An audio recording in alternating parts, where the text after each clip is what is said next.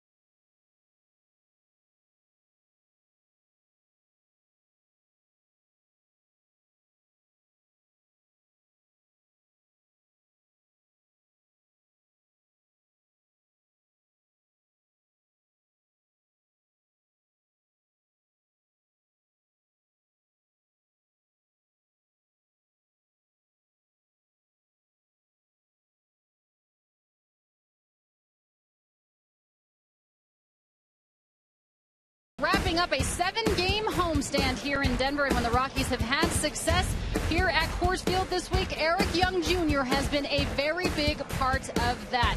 As we get set here for Game 4 between the Washington Nationals and the Colorado Rockies, let's take a look at what Eric Young Jr. and Dexter Fowler have done so far on this homestand. EY Jr. in the leadoff spot once again tonight, but in the 6 games on this homestand so far, a .304 average. He's driven in 3 runs. Dexter Fowler, a career high last night with 4 RBI.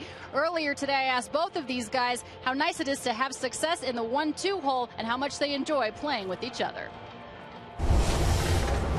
It's a bit of familiarity. You know, he's been, hitting in front of me since I was in the minors. So it's I'm pretty familiar with it, and that's like my brother, so I kind of feed off of him. I know he gets excited when I'm in the box and having a good at bat, and pumps him up for when he comes up. So knowing that when I'm in the box, I try to do a little something for him, so it gets him going.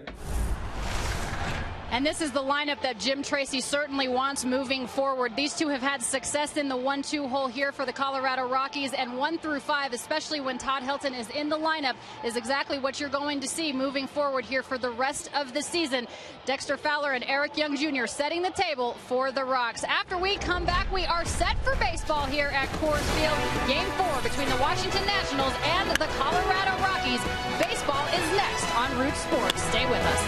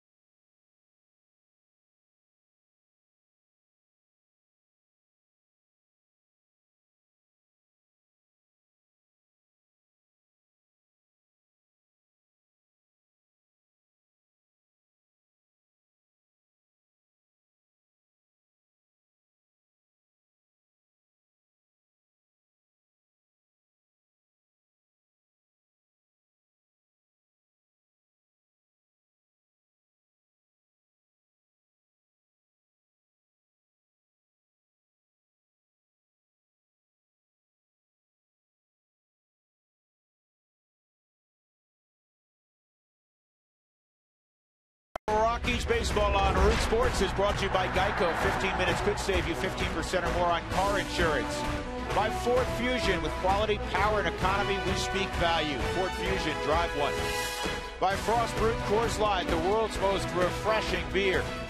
By Wells Fargo. Wells Fargo customers visit wellsfargo.com/Rockies for 2-for-1 club level seats. And by Southwest Airlines, new Rapid Rewards, unlimited reward seats, and no blackout dates.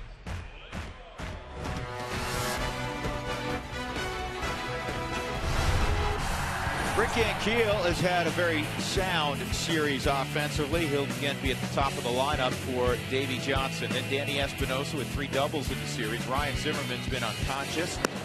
He'll be followed by Michael Morse, Jason Worth, Johnny Gomes, Ian Desmond, Jesus Flores, and the left-handed starter John Lannon. First pitch from Aaron Cook missed, and that pitch is down low, 2-0. I like the fact that it has heavy sink to it, though, and gets some extension to the plate by Aaron Cook. Warm, pleasant day, 89 degrees here at 1:10 in the afternoon.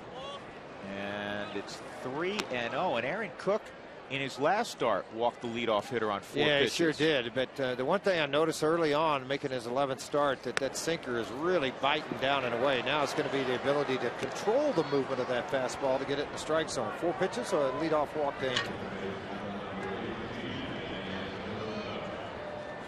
Cook immediately into the stretch as he gets ready for Danny Espinosa. Eric Young, Dexter Fowler, Carlos Gonzalez in right field. Chris Nelson is at third. Tulowitzki and Mark Ellis up the middle. Wigginton in for Helton at first base. And Eliezer Alfonso. Chris Iannetta break. Chris got he's got to get the legs massage today. He was running around the bases so much last night. 4 hits yesterday for Chris Iannetta. Yeah, it didn't have anything to do yesterday with squatting down and catching all the pitches where you saw so many guys running out of the game. It was all the base hits, man. He just hot this whole series.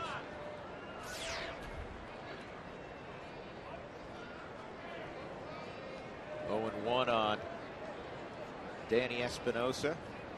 Rockies set for 2 up the middle. And this one is going to be a situation where you just got to get the out at first from Mark Ellis. Wouldn't hit hard enough to carry to the bag.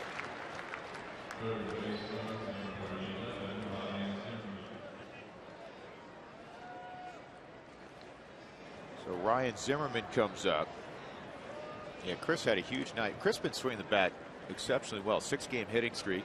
He's hitting .550 his last 20 at bats. Good to see. He takes a seat next to Bob Apodaca. Zimmerman has the average now to 300. Keep in mind he missed 58 games with an abdominal tear. And he's hitting .444 during the 15-game hitting streak. And George, it's not a blooper here and a bleeder there. I mean, it's a loud .444. He has hit the ball hard in this series. Watching him and what he's done, even great pitches being made, it seems that he makes solid contact. And the guy on deck's no slouch either, Michael Morse. They have been a tremendous 3-4 combination in the middle of that Washington lineup, particularly of late now that Zimmerman is healthy again. He told me the other day he's able to lift and get his strength back up, and even when he came back from the disabled list and started playing again, he really wasn't able to lift with and use the core yet because he was so sore from the abdominal tear. Now the body's healthy and the results are Ryan Zimmerman like. Here's the 0-2. His batting average is healthy. Yeah, he's the Washington Nationals leader in virtually every offensive category. 368 average since the All-Star break.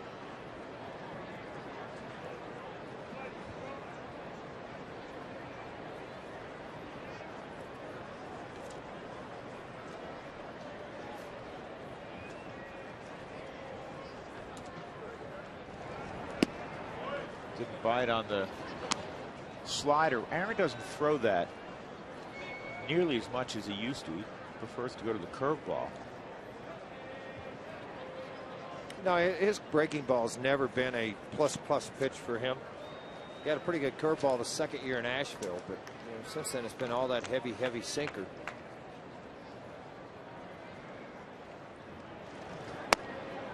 Back when he was in Asheville, George, he was 94 to 97. He threw really hard. Yeah, he threw real hard, and he had to, and it wasn't such four seam. It was still a lot of this heavy sink that he had, and over the course of time, due to the surgery that he had with the 9 blood clots and other things, the velocity has backed off, and number of innings and starts he's made.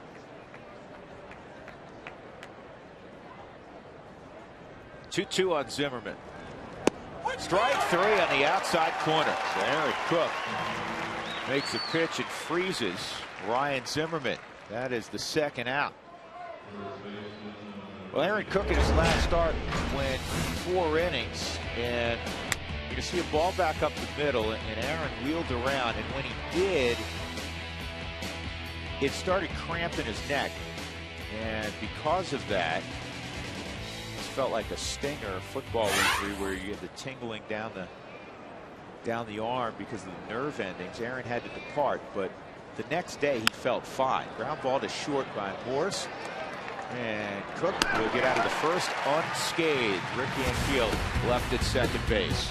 But Aaron is healthy, and the Rockies getting ready to come to bat.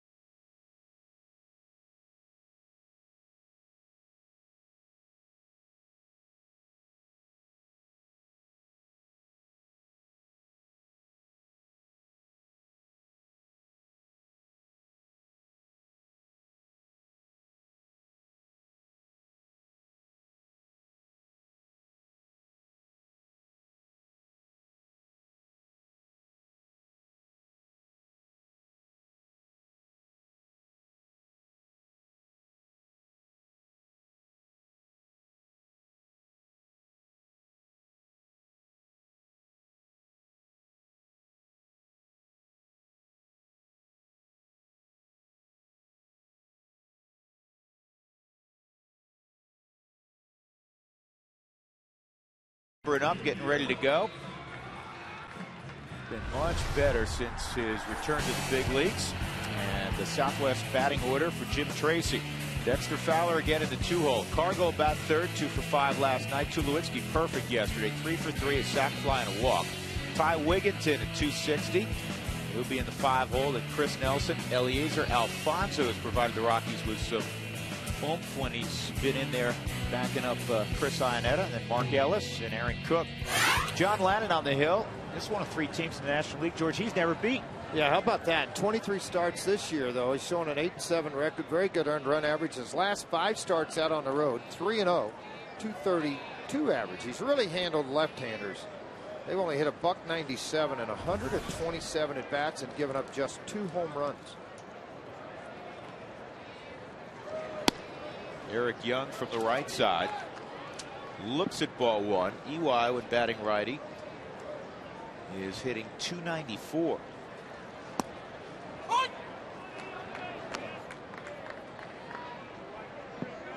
think Steve McCaddy talked to me about Lannon's ability to focus constantly down in the strike zone. And part of the glove up in front of his face is to kind of put a window of looking nothing but down. He says one of the best focuses of anybody that he's ever coached, that he keeps the ball down so well, both sides of the plate. Breaking balls really locks in on the mound. Smash to Zimmerman. He recovers, throws to first in time. What a play. What a play is right. Keep in mind, Zimmerman's still guarding against the bunt, so he's 3 steps inside the bag. Yeah, 1-1 count, so he's got to honor the bunt. He's standing right on top of the grass. And EY just scalded that ball right at him. Well, that's frustrating for EY because, you know, when your average sitting 236, you're hitting balls hard like this, you'd like to see that climb up, and then, you know, it's only a consolation when they say, oh, you really got that one. Yeah, but I'm sitting in the dugout. Dexter Fowler steps up. He's hitting .270 against left-handed pitching.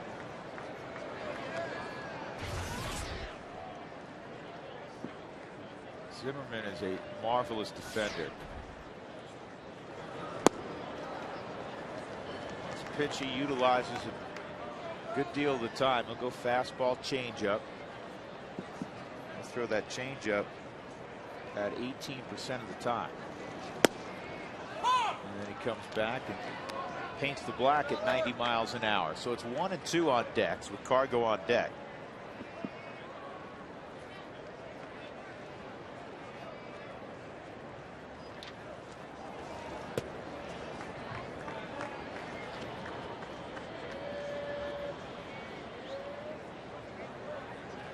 Here's the splits for Dexter.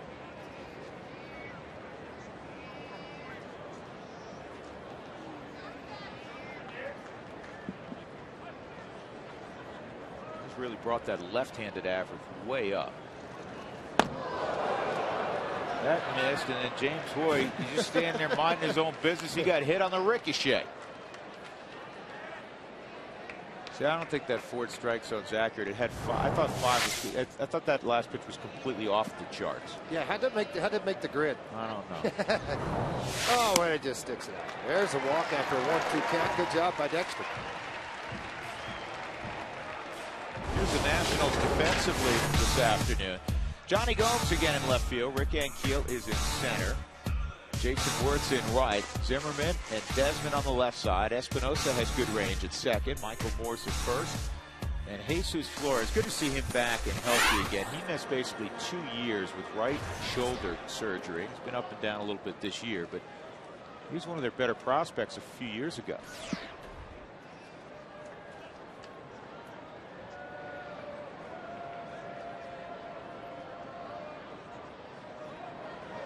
And Cargo drives us to center field, and Ricky Ankiel is right there.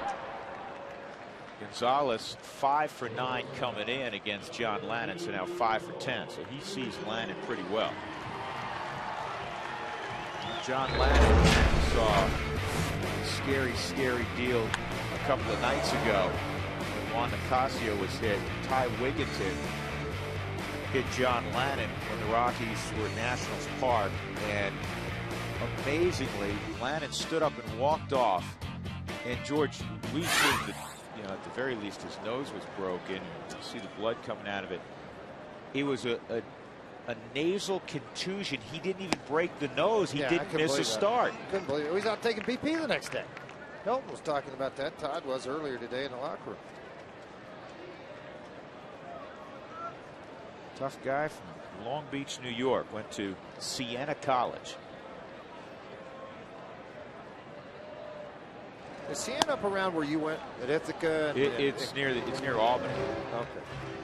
Which is you know, a couple hours away, a couple hours to the east. Cornell and Ithaca are both just a hill apart, right? I mean, they're really close. Yep, just different hills. They're in the same city. Beautiful area of the country. Oh, it's gorgeous up there.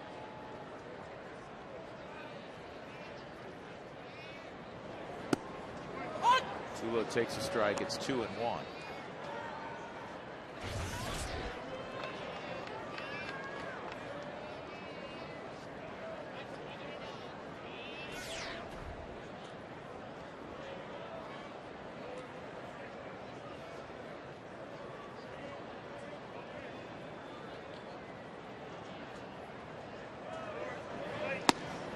And that's called a strike. 2-2.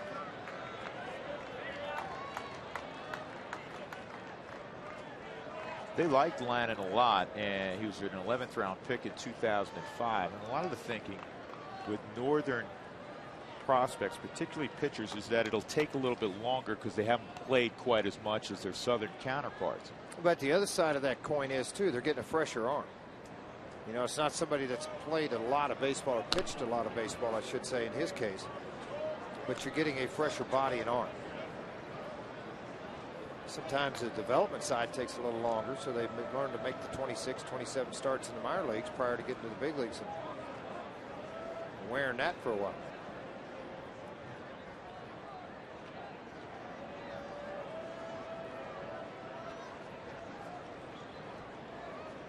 Two and two with 2 outs. Dexter takes off, and it's a base hit to left. Stay hot, Tulowitzki. And Fowler will glide into third. And with that base hit, that may have pushed Tulowitzki right to 300. He was 298 prior to that swing. Let's take a look at this swing on a slider down and in. Tulo really stayed back well, and he's going to drop the back leg down to go get to this baseball. That ball was working its way in. The only way you counter that without breaking the bat or swinging and missing is really get your hands tight to the body so you can get the head of the bat through the zone. Pushed him to 299.28741. On the outside corner, strike to Wigginton. Here's McDonald's Big Mac smack. Ty Wigginton yesterday hit his 14th home run of the year. First since June. Hey, be sure to text Mick D to get a free Egg McMuffin or Big Mac with the purchase of any drink. It's one per person, valid tomorrow only at participating Northern Colorado, Nebraska, and Wyoming McDonald's.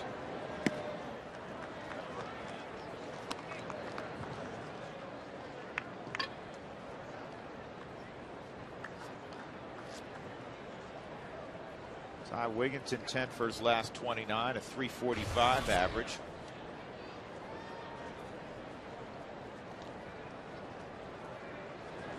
And Wigginton bounces this to third. Nice pickup by Zimmer. So the Rockies get a walk and a base hit. They'll leave 2 on in the first, and we turn the page to inning number 2. Jason Worth will lead it off.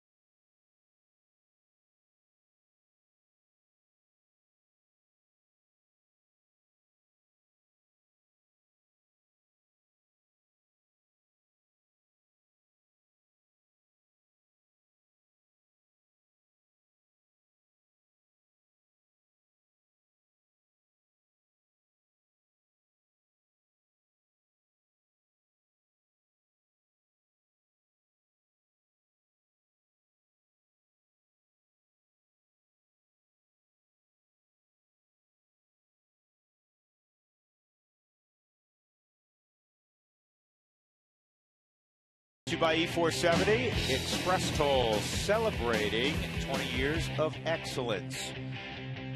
Cincinnati the next 4 ball games, and then off to St. Louis. The only game we will not televise is Thursday afternoon, really Thursday morning from Cincinnati. And we won't televise Sunday. That'll be a national broadcast Sunday night on ESPN. Here's the top of the second inning. Jason Worth takes low, ball 1. Worth has 1 hit in the series. And a 2-0 count. Aaron walked the leadoff man Rick Ankiel on 4 pitches his first time up. When he's worked ahead in the count, they chase the sinker. But when you fall behind, they're going to make you bring the ball up in the strike zone. Rick Ankiel did that. He got a leadoff walk. Worse ahead 3-0.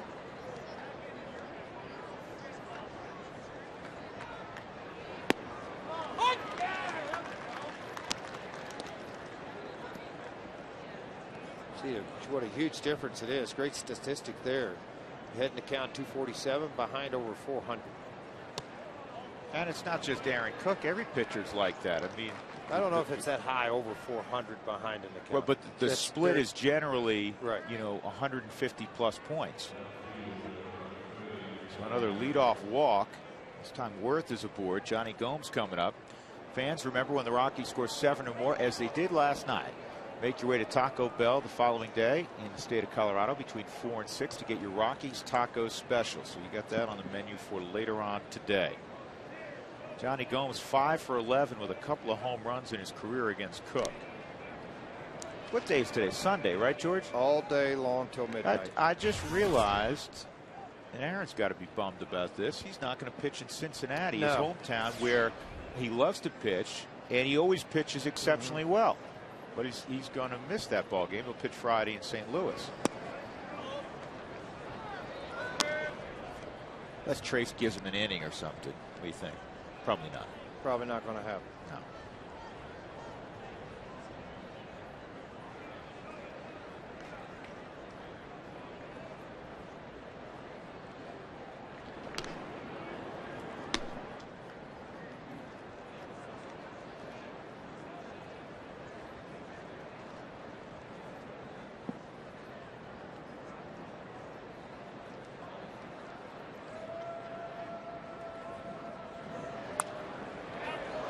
popped up and out of play.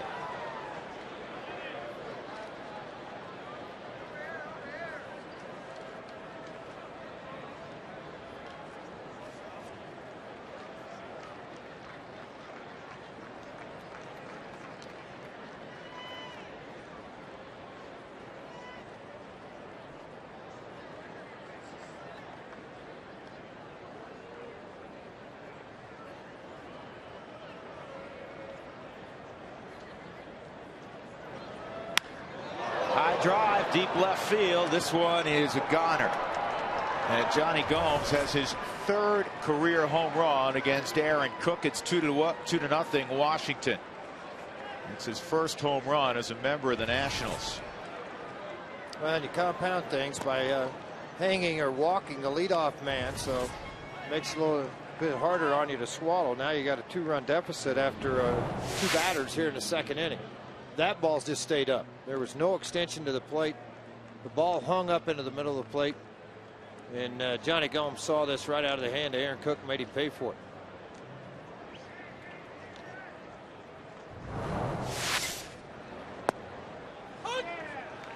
Ian Desmond.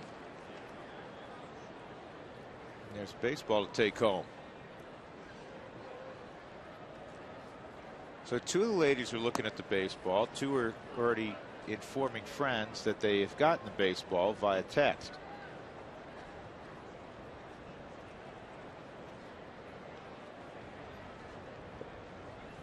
Fun day at the yard. Look out. Off of Cook, and Ellis to first in time to get Ian Desmond. And, you know, you teach hitters when they're locked in to stay in the middle of the field. Desmond has swung the bat well in this series. He obviously, unfortunately, hit Juan Nicasio, and he almost hit Aaron Cook here, George. Yeah, he sure did. I mean, this is one of those deals. And later in the game, he hit a line drive past Lindstrom, too. So, I mean, there's like 3 guys. Well, actually, that's Morris that did that. But 3, you know, times you go right back up the middle. You're struggling. Don't get so happy and pull some things. You want to make sure, as Drew said, stay back up the middle of the field. Strike 1 on Jesus Flores.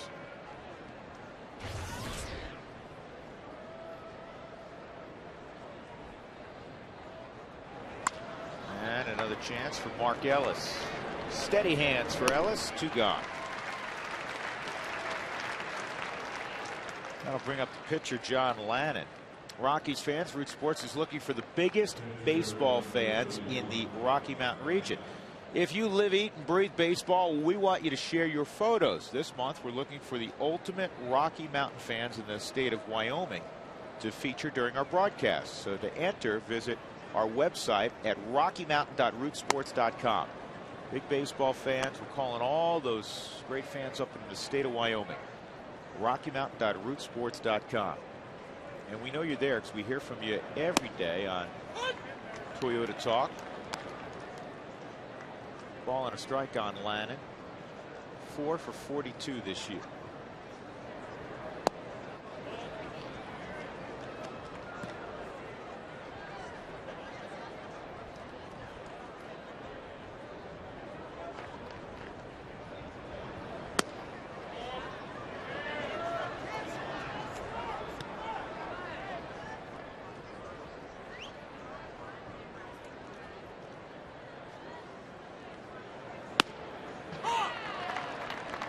Taken all the way on a 3-1 delivery. It's 3-2. Gives you an idea how Aaron's really fighting his command with the sinker. He's 3-1 on the pitcher.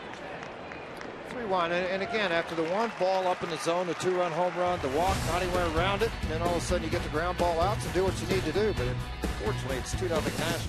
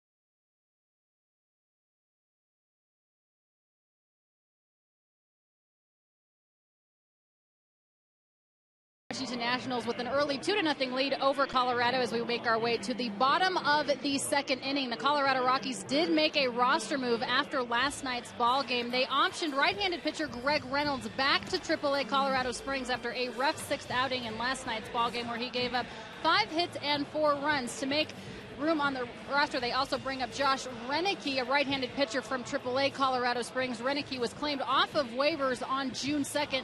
He was a member of the Toronto Blue Jays, hasn't made a major league appearance since September 28th of 2010. And here's a very interesting connection between the newest Rocky and Josh Renicky and the Washington Nationals. He and Ian Desmond are actually brothers-in-law. Ian Desmond is married to Josh Renicky. Actually, Josh Renicky, is married to Ian Desmond's sister, Nikki.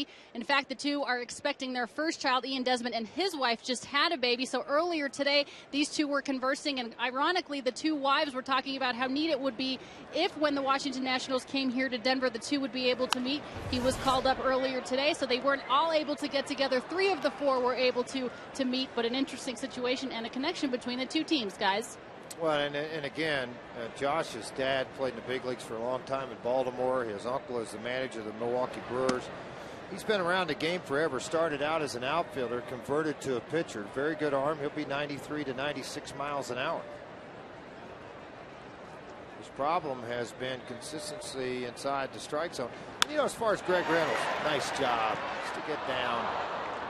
It's one of those deals with Greg Reynolds. If he comes up last night and throws 4 innings, he's probably going back again today because they're going to have another long man in the bullpen.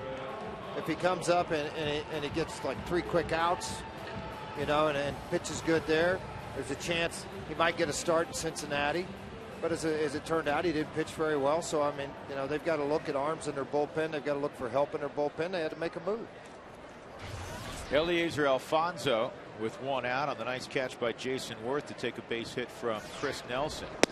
And Alfonso takes a strike. He had a big series in San Diego at a grand slam, 5 RBI ball game for Alfonso. Got a couple of starts against the Padres.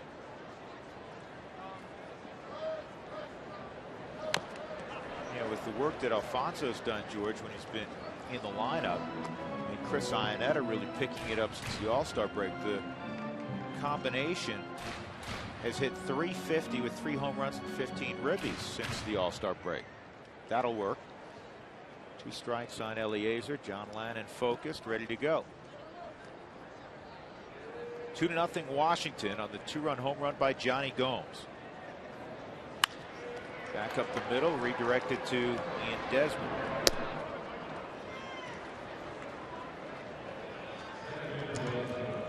Call Safelite Auto Glass at 303-287-5000 if you have a need, or go to safelite.com.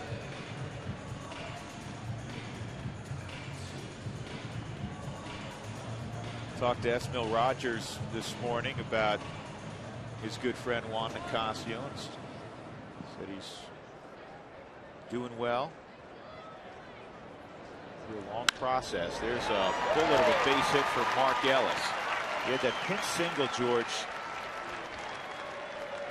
and it's good to see him back that up with another ball that's barreled. First, the pinch hit last night was his first as a pinch hitter. He's 1 for 16 as a pinch hitter. So now, yeah, you're right. He had such a hot bat when the Rockies traded for him. He came over here and there's a lot of doubles, hit some home runs, and then things started to cool off. And so now you hope Mark can get hot again. Yeah, he endured an 0 for 25 spell. 2 outs. Aaron at the plate. Swung on, foul tip, 0-1. Cook, a .211 hitter.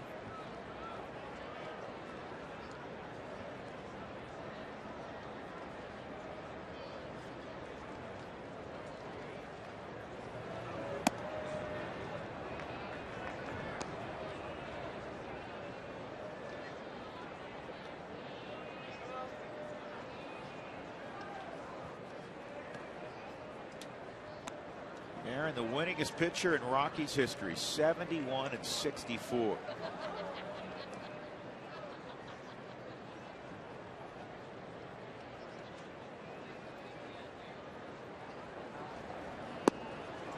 One and two. Well, if you haven't taken an opportunity to do this, give the Rockies a call at 303-312-2444 and ask about the buy one, get one free suite. special. It's going on through all of September on all private suites. So make the telephone call, entertain some guests, entertain some people at the office. One of the Rockies games in one of the suites. John Lannon strikes out Aaron Cook to close the books on inning number 2. Nationals up 2-0.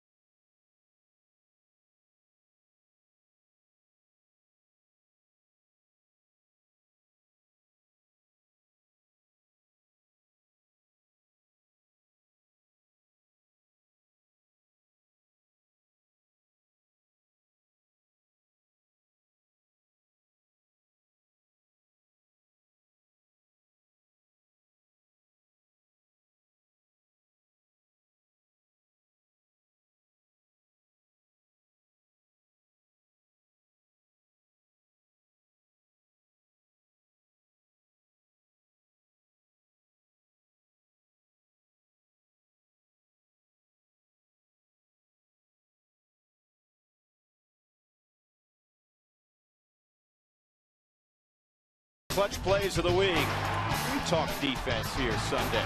This is a perfect relay.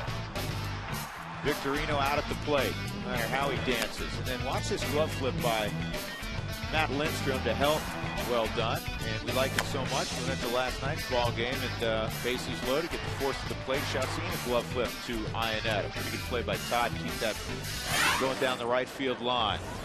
For a job done right at a price that's right, take it to Ampco AA. MCO.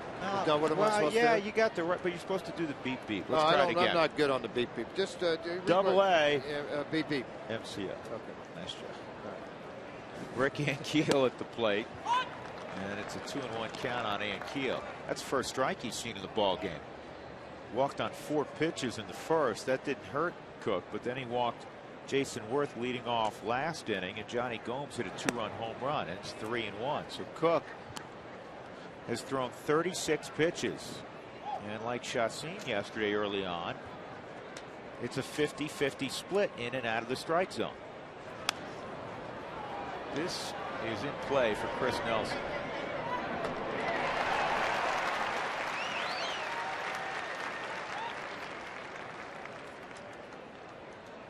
With 1 out, Danny Espinosa will come up. Toyota Talk coming up in the 6th inning. Always a great way for you to see what other Rockies fans are thinking. We give you a topic most days. Today we're just going to ask for your comments, questions. You know what? If you have some questions you want answered, if we can get to them, we will. 720-720.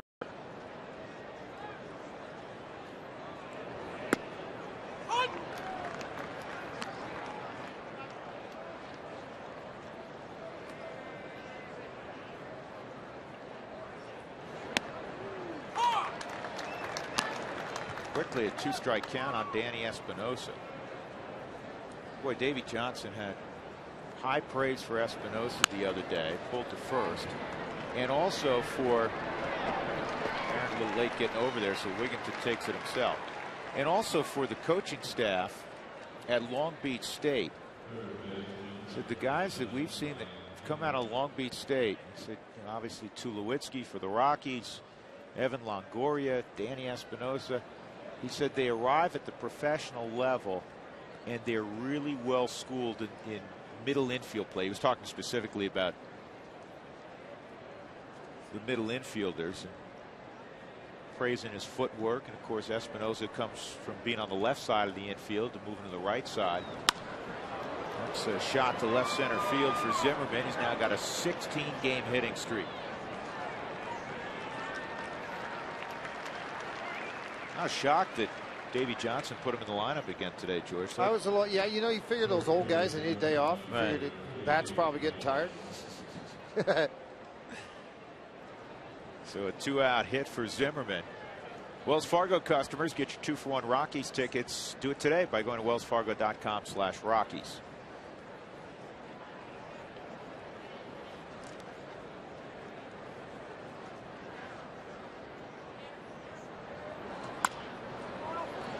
Michael Morse will bounce into a fourth place. Aaron Cook got another miss-hit ground ball there. Nationals leading 2-0, middle of 3.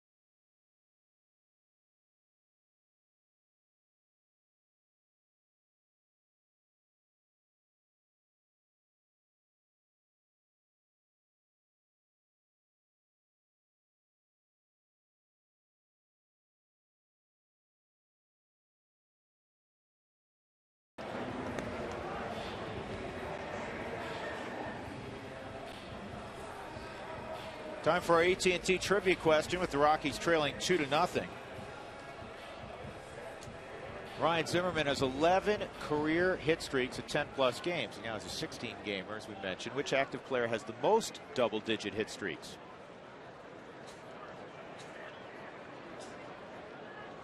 So, you know this much. Got to be somebody who's been around for a while, and he's got to be a pretty good hitter. And this guy falls into both categories. Eric Young will lead things off for the Rockies. Eric hit a smash to third. Ryan Zimmerman knocked it down and had to reach behind him and fire to first to get EY.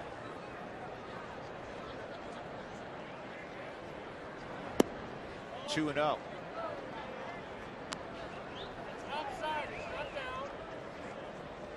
That's interesting. You could hear James Hoy very well there. He said to Jesus Flores, it was outside, it wasn't down. The catcher wants to be able to pass that information, George, obviously to you guys on the hill. And did he miss down? Did he miss away? Where did he miss? Well, you always just ask that question as a catcher, you know, because a lot of times you politic your way through it. Landon's not going to get it. Great job by Eric Young Jr. You know, there's some guys, George, Jeff Houston bunted the baseball very well for hits. There's some guys that have to be perfect to get a hit. EY doesn't have to be perfect. No, he doesn't have to be perfect, but I will say this. I think if Landon gets a hold of this baseball right there on a snap throw, maybe going to be a bang-bang, but have a chance to get him, and that's the way every play's got to be when EY bunts the baseball. You can't make any mistake or hesitation, or he will be safe. Well, he's in a good place right now. He knows that he's going to be in the lineup. Given a real good opportunity to show what he can do as an igniter. And the defense is cleaned up a little bit, playing left field. And Dexter pushes a bunt but goes foul. Now, the Rockies have scored less than 3 runs for Aaron Cook every time he's been on the mound, so this would be a good day to break out, much like what they did yesterday.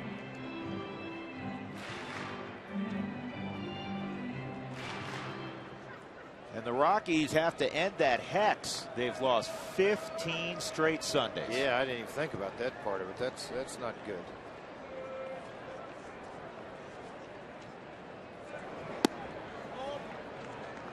One and one.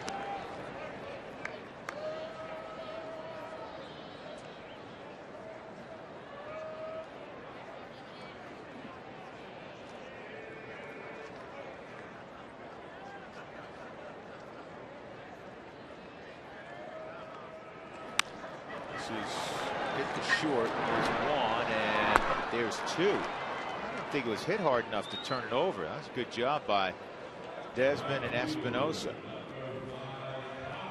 Well, it's all about the exchange in the middle of the infield. Look how cleanly he gets this, and then the perfect throw to Espinosa. And again, so many of the second basemen now have been middle infielders, and they have that arm strength of a shortstop, so it helps them with the throw to first base to cut down that distance on a base runner trying to beat it out. Carlos Gonzalez, 5 for 10 lifetime against Lannon, up there with 2 outs and nobody on, and he takes ball 1. Interesting, too, because left-handers have hit below 200 on Lannon.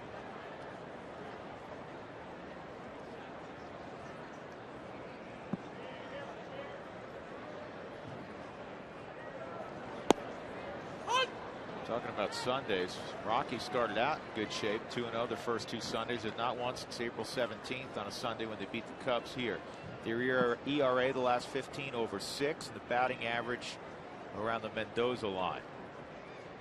That combination generally doesn't lead to victories. 1-1. Cargo held up. Boy, you don't want to see him check his swing, George. That's one thing you don't want to see. And that wasn't really a check swing. He locked it up before then. And the reason I mention that is it's where you can really re-injure that wrist. 2-2.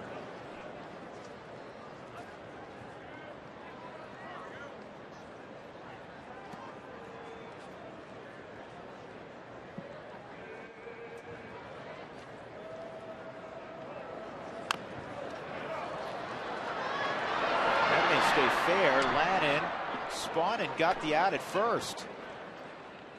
That was a tougher play than the bunt by Eric Young. That's a good play by John Lannon.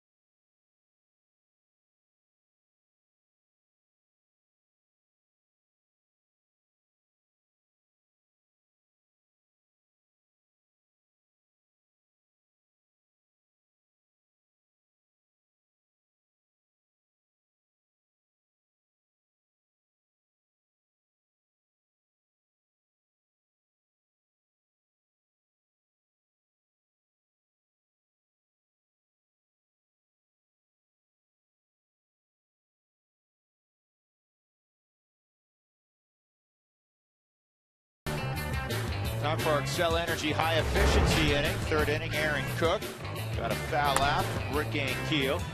Chris Nelson making the catch. Danny Espinosa the ball on the ground to Ty Wigginton. Ran to the bag himself. Ryan Zimmerman had a base hit. And then Michael Morse ground ball to short. Easy play. So a high efficiency inning brought to you by Excel Energy. Learn about energy efficiency and how to save energy and money in your home by visiting responsiblebynature.com. Jason Worth walked his first time and takes a strike.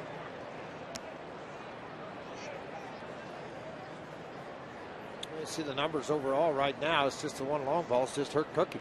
Had 2 walks. Remember, leadoff walk, then the home run. Kind of zero in now. Remember, it was 18 strikes, Drew. Now all of a sudden you look up and he's throwing 8 straight strikes. Results, a lot of grind ball outs.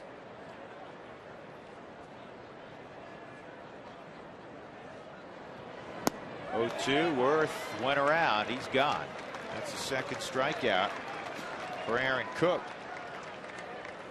Follow the Rockies with MLB.com at Bat at 11 app, featuring highlights and a whole lot more. Text at Bat to 31826.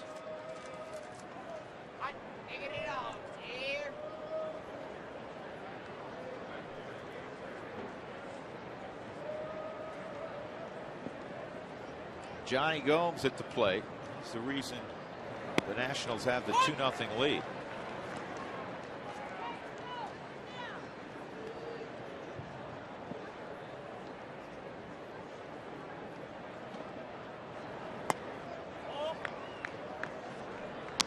Got a pitch he could turn on. He's an inner half guy.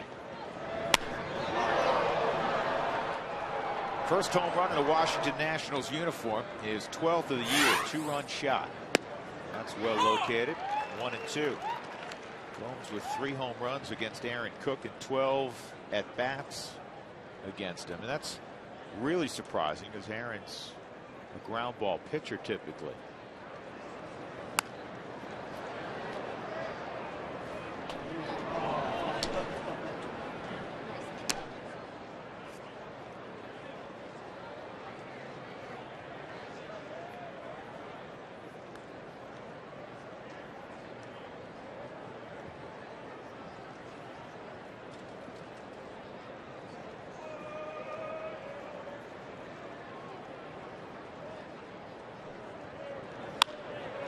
Base hit for Gomes.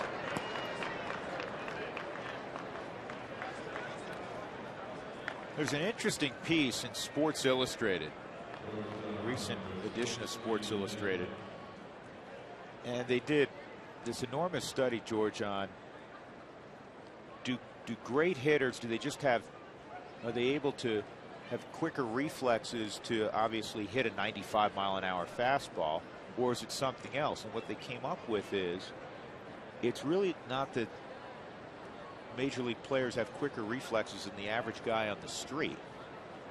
I'm sure, you know, they're obviously tremendous athletes, that's a given, but it's their ability eyesight wise to determine pitch location quicker than the average person, and obviously have the ability hand-eye coordination then to swing the bat at that point. But it's not, oh, they're necessarily much quicker than the average person. That's what the study came out with. Yeah, and I don't think it's so much, when I read the article, I took it not as pitch location as pitch recognition. Right. They can see spin, they can see a curveball, they can see a slider, changeup. You know, and that's when I talk to great hitters in my era, when I'd sit and talk to a Wade Boggs, you know, or Kirby Puckett or George Brett. Those guys all had 20/10 vision. That's not a good pickup. Those guys all had 20/10 vision.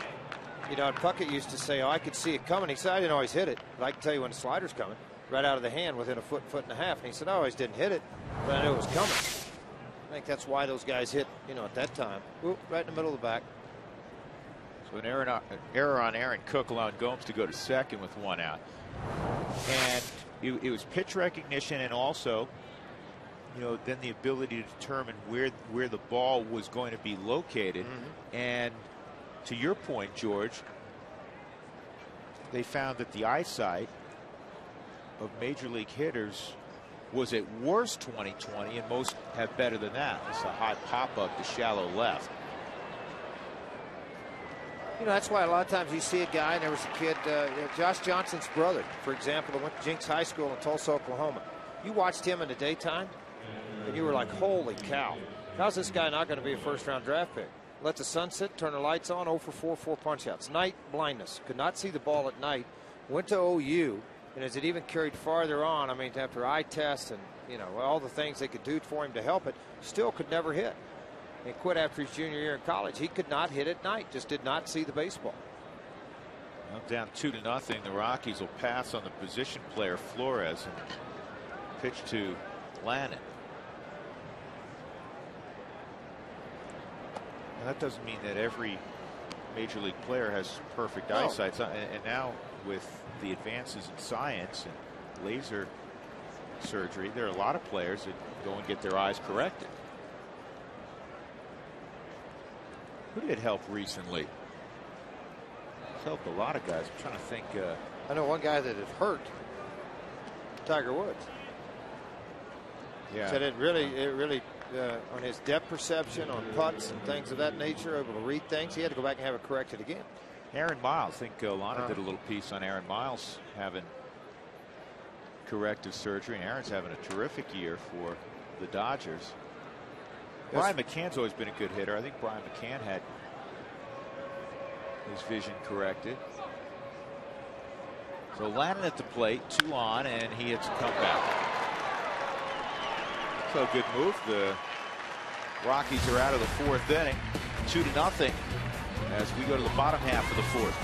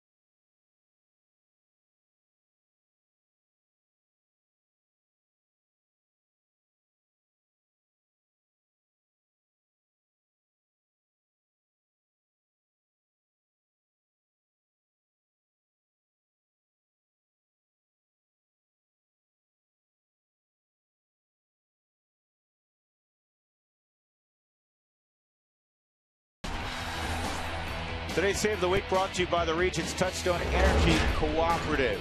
Well, Friday after Juan Nicasio was hit, Edgmer Escalona had to come on, and George, he did a terrific job. He really did. He came out 8 up innings. He's done this twice now for the Rockies in the last 10 days. So our Save of the Week brought to you by the Regions Touchstone Energy Cooperatives, your local electric cooperative delivering reliable power, energy-saving tools, and more. Visit togetherwesave.com. There's Escalona, and the Rockies in the 4th inning will have Tulowitzki, Wigginton, and Nelson.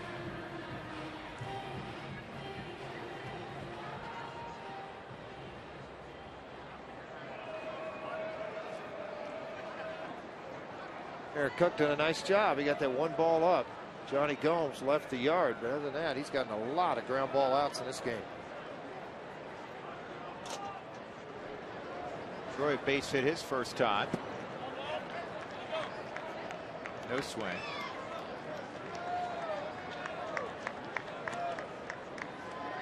Hitting .409 since the All-Star break. Second in the National League. Omar Infante of Florida is hitting .411. Tulowitzki has 22 ribbies since the break. That's 3rd in the National League. 2-0. Talking about vision, when a guy gets locked in, they're not thinking about mechanics. All they'll tell you is they're seeing the ball really well.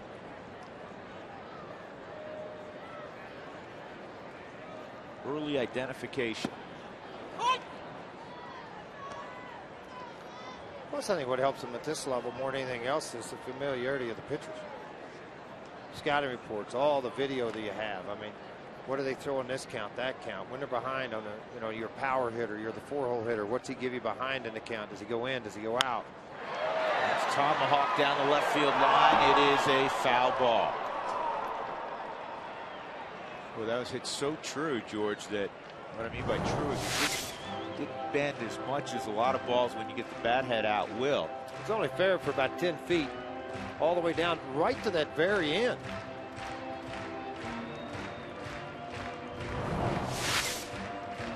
You really stayed inside the baseball, as hitting coaches are always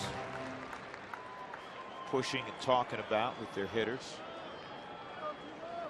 Don't work around it. Work around it, you get a loop in your swing.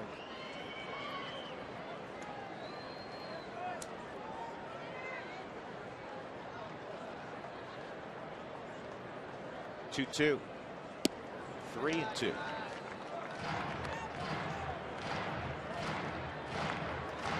Lannon's last 5 road starts have been good. He's 3-0 with a 2.32 ERA.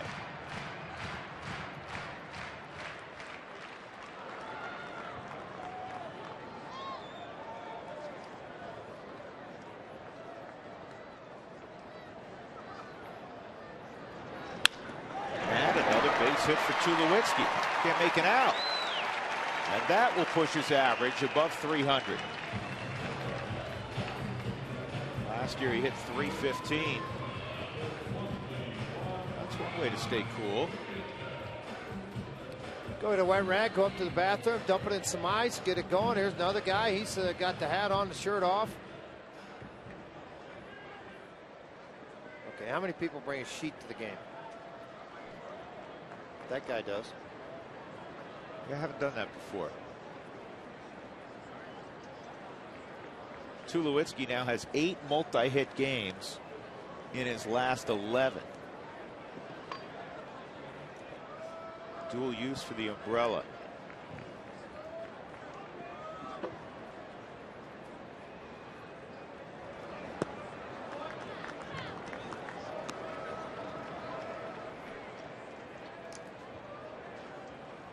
Lannon is somewhat, George, a little different mix, but he gets a lot of ground balls. He's somewhat a left-handed version of Aaron Cook. Not going to overpower you. Looks to have the hitters get the ball in play. Well, he's what a manager likes to have. He's a guy that eats up innings. He works deep in the ball games. He has short, quick innings. Your defense likes being behind him. First couple of hitters here, though, in the bottom of the 4th inning, he's fallen behind. Tulowitzki results, a base hit. He's 2-0 on Wigington now. See if Wigington can come up with a base hit. Grounded out to third. A nice play by Zimmerman. That short hop back in the first. Now it's 3-0. Well,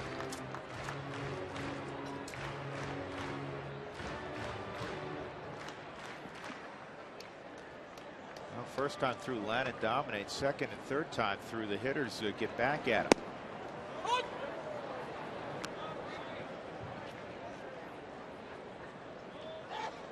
Chris Nelson waiting his turn.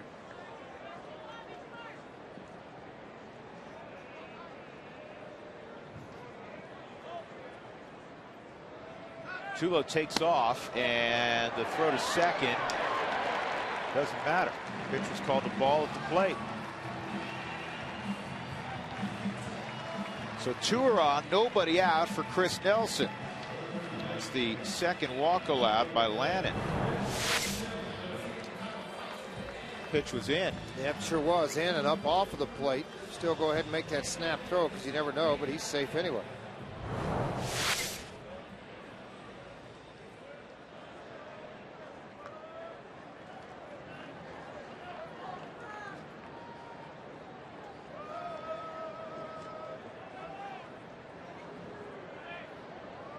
Nelson robbed of a hit his first time up. He hit a line drive to right field. Jason Worth made a catch right on his shoe tops, kind of sliding in.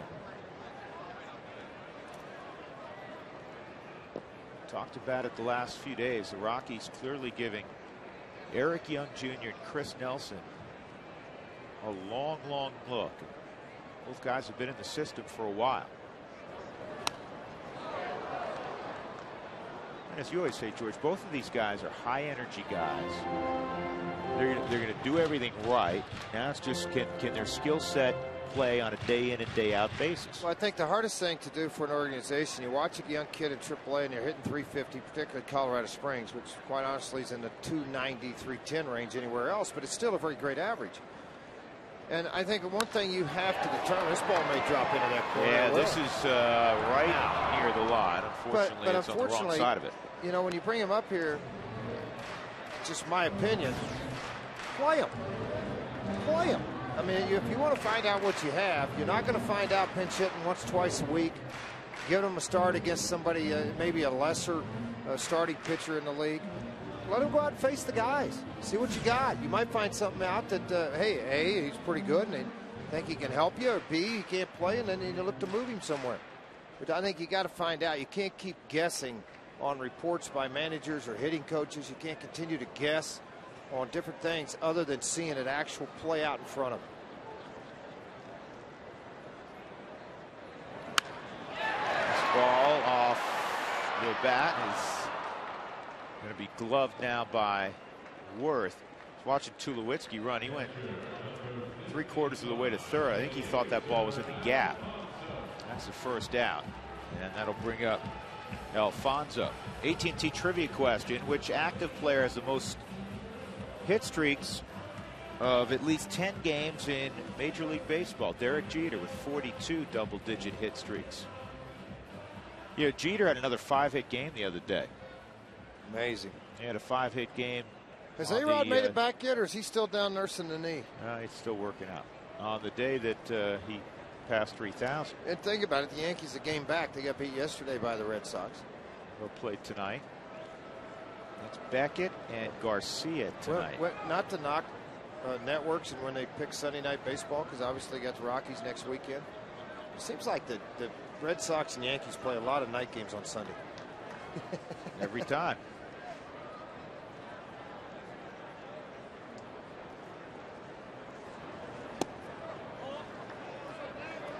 Well, it's the most publicized rivalry in baseball, and right now, to be honest, it's the best rivalry in baseball.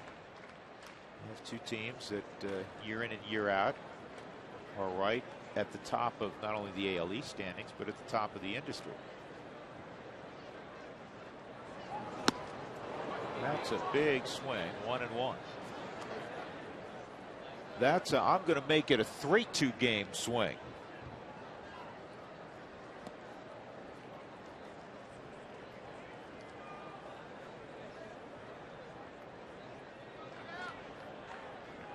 Tulowitzki is single, Wigginton a walk, 1 out. And that's a good looking swing, a base hit the other direction. And Worth got to the baseball so quickly that Tulowitzki had to shut it down at third. So the bases are loaded for Mark Ellis, who ripped a single to center his first time up. This is an area the Rockies have not excelled in this year, hitting with the bases loaded.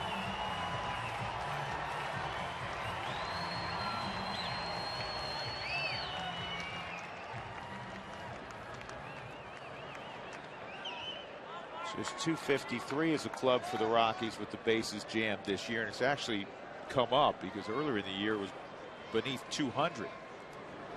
Ellis pops this one up, and it's not going to be deep enough to get a run in.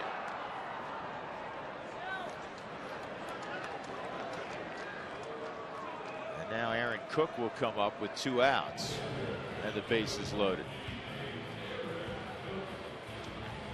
Well, Ellis thought he got a pitch he could drive down and in. He just worked underneath it a little bit.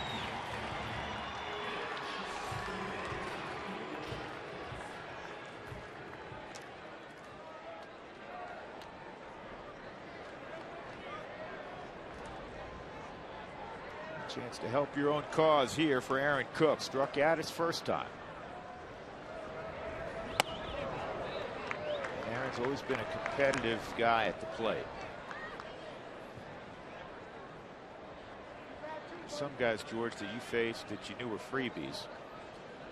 In other words, there was no way in the world they were going to get a hit off you. Aaron's not in that class at all. No, not at all. I mean, you really got to pitch to him, and he's falling behind 2-0. Aaron Cook.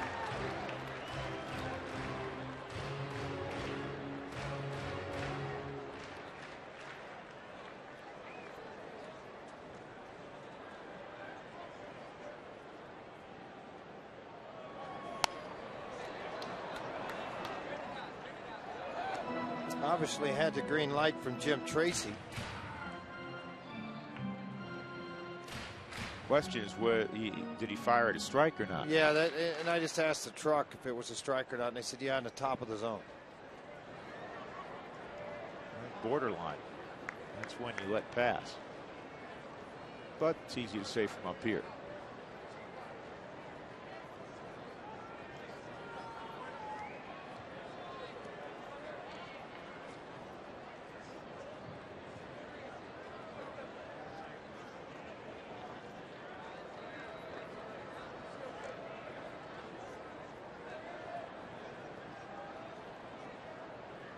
Here's the 2-1. And Cook lines it foul, 2-2.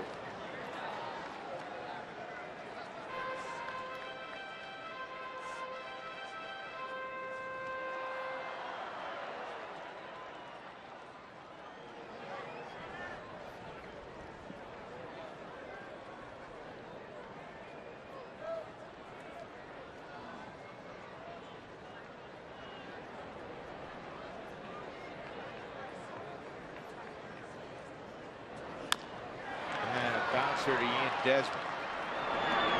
So the Rockies will leave them loaded in the 4th inning. As we move to the 5th, Washington leading 2-0.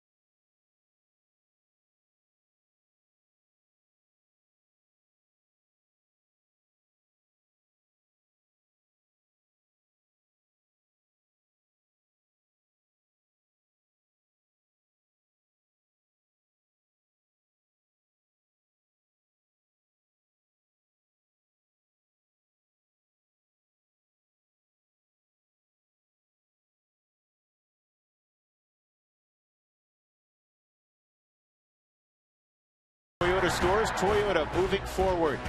By Quest. Quest is becoming CenturyLink. Your link begins here. Find out more at CenturyLink.com. And by King Soopers, more value for the way you live. 2-0. The Nationals have the lead on a Johnny Gomes second inning 2-run home run against Aaron Cook. Drew Goodman, George Frazier, Alana Rizzo working the ballpark. The Rockies have out-hit the Nationals 5-3 for what that's worth, but they've left 6 on. Rick Ankiel will begin things here in the 5th inning for Washington. Our Geico quote of the day from Ricky Henderson, the Hall of Famer. If my uniform doesn't get dirty, I haven't done anything in the baseball game. Well, I think Eric Young Jr. would agree with that kind of quote. And more often than not, Ricky's uniform was dirty. Pretty dirty. You're right about that. And Keel takes ball one, a walk and a little pop up in foul territory on the third base side to Chris Nelson. And Keel hits a high fly ball to deep center field and right in front of the wall. Dexter Fowler makes the catch. Ankiel didn't miss that by much. Danny Espinosa coming up. Let's check in again with Alana Rizzo. She has this afternoon's Fast Cash Sideline Report. It's brought to you by Fast Cash Gold Centers, where you'll always get 40% more for your gold. What's cooking, Alana? Well, I am. It's hot as heck out here, but I wanted to talk a little bit about Jason Giambi and Matt Stairs, their relationship. Now, Matt Stairs released earlier this week by the Washington Nationals. I think he's pretty much played for almost every single team in the major leagues. He announced his retirement as well, said he had enough as far as the playing career is concerned. A tremendous career in the major leagues for Matt Stairs. I was talking to Jason Giambi, who was a teammate of his in Oakland, and he said, you know what, he is the one guy that was actually able to help me transition from being a young player to teaching the young players. He said he's one of the best swing guys around. He said he would not be surprised if Matt Stairs ended up coaching in some shape or form. He said what he has is way too much to offer to not be a part of this game forever. So congratulations to Matt Stairs on a tremendous major league career. Jason Giambi, very fond of Mr. Stairs, guys. Well, you know, Matt Stairs may just, he lives up in Maine. He may just end up, you know, playing hockey in a men's league up there. And I believe he has daughters. I talked to him about it before, his coach's daughter. So he's a good guy. He's always been a great guy to visit with. And it's going to be strange, George, not at some point in time during the season to run into Matt Stairs. Yeah, I mean, that was the fun part about it. The guy just showed up. I mean, he was your Sunday afternoon softball player. He's great. You didn't worry about what he looked like in the uni. He just went up and hit. He shocked everybody last year. Remember when he lost about 30 pounds? Everybody's like, what happened to you? What are you doing, dude? This year he was more like his old self. He said, yeah, that's more me. Zimmerman is retired here. Good inning for Aaron Cook. Couple of, well, long fly ball, then a pop out, and then ground ball. 2-0, middle of 5.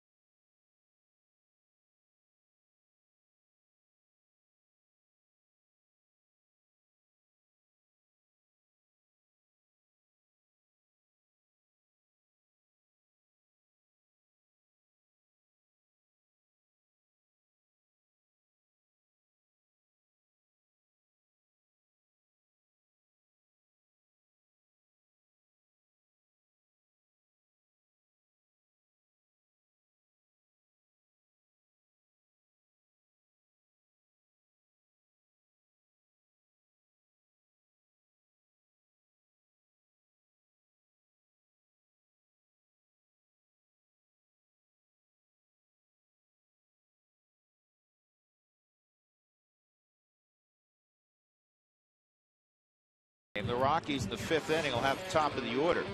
Rockies Weekly with Jim Tracy comes your way, as it does every Sunday, right after the ball game. We'll hear from Eliezer Alfonso, Jason Hamill and his wife, and other things as well. That's Rockies Weekly with Jim Tracy today, right after the ball game. Actually, to be more accurate, right after the Toyota postgame show.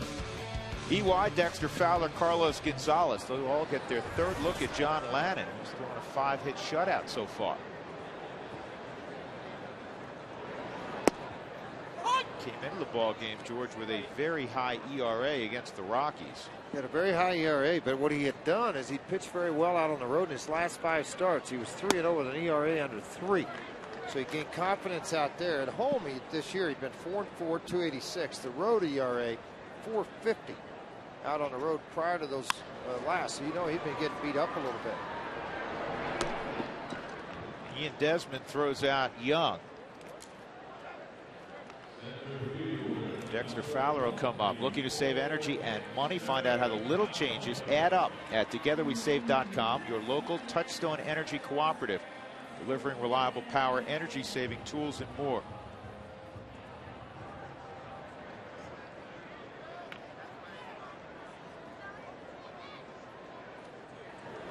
Outside on Dexter, a walk in. He hit into a 6-4-3 double play. When Dex was sent down on June the 4th, he was hitting .238. Sent down after coming off the disabled list.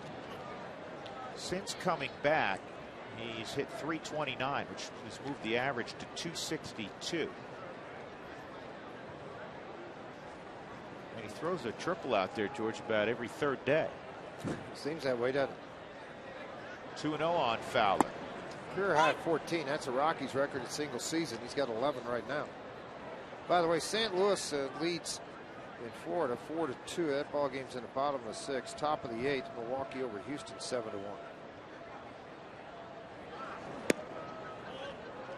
3-1. Let's take a look at our CenturyLink high-speed pitch. Aaron Cook 90, John Lannon 91. Nice job by Fowler. He reaches again via walk. So that'll bring up the tying run and Carlos Gonzalez. Cargo, fly ball to center field, hit it pretty well, and then a little dribbler up the first base line. Lannon made a very nice play on it.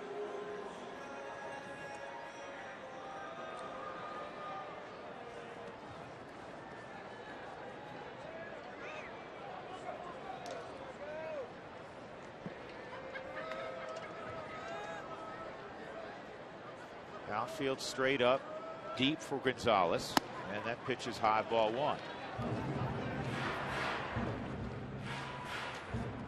First 10,000 on August the 19th. They're going to receive a Jason Giambi t-shirt. That's right, courtesy of Quest and CenturyLink.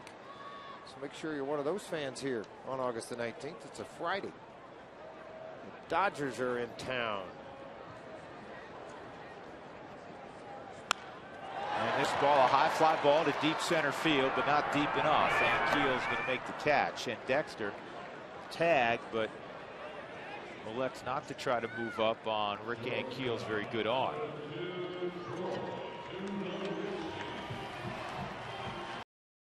And Tulowitzki at the plate.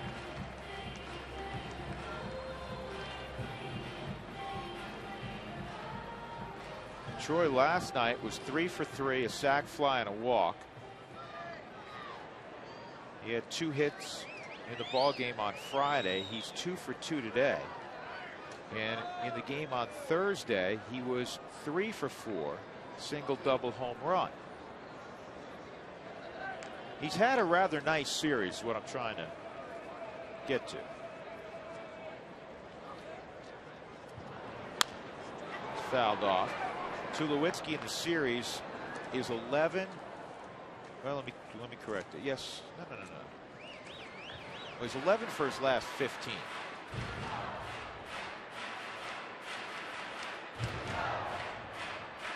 And against lefties this year, he's hitting in the neighborhood of 340.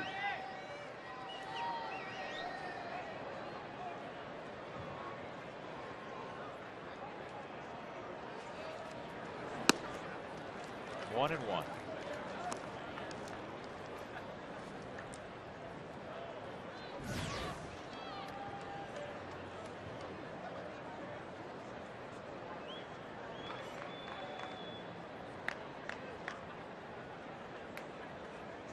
Actually, in this series alone, he's 10 for 13. The 11 for 15 includes the last ball game against Philadelphia. So basically, George, Washington can't get him out. Well, right now, the only way they have has been a line drive right at somebody. Pretty much.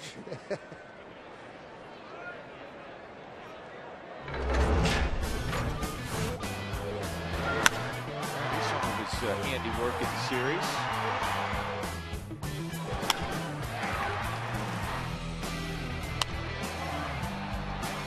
notice a lot of these swings.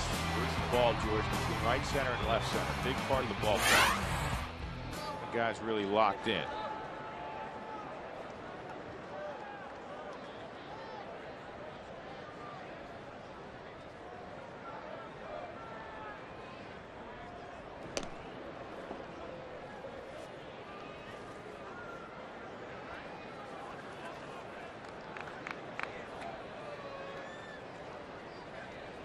Just one final note, by the way, on Matt Stairs. We're cleaning that up. So he concludes his career with 265 home runs, 899 RBIs. That's a pretty good run. Great career. Great career. Good for him.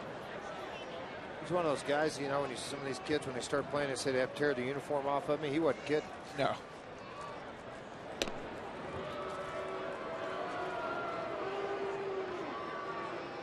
Oswalt and Lincecum today in the city by the bay. Roy Oswalt's return to the Phillies. The Phillies have won 2 of the first 3 against the Giants, 2-1 yesterday, and they're scoreless in the second inning.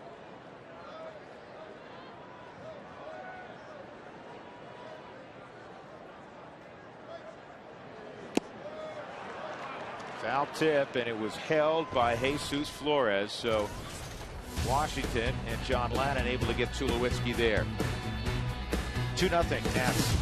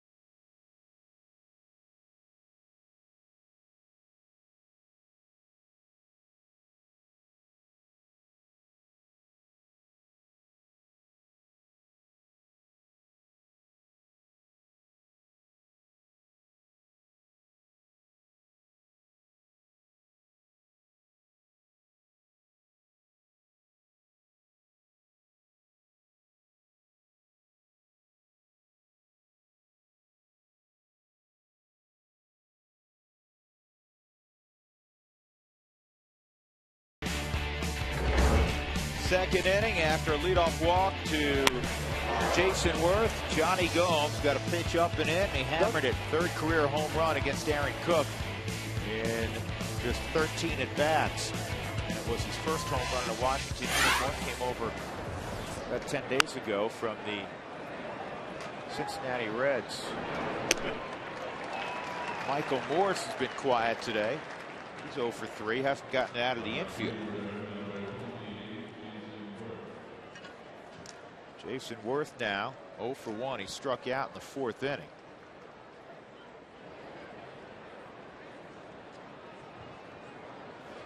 Toyota Talk inning. Looking at its batting averages so far in the month of August. Rockies right at 300. Washington, you saw, is on that list.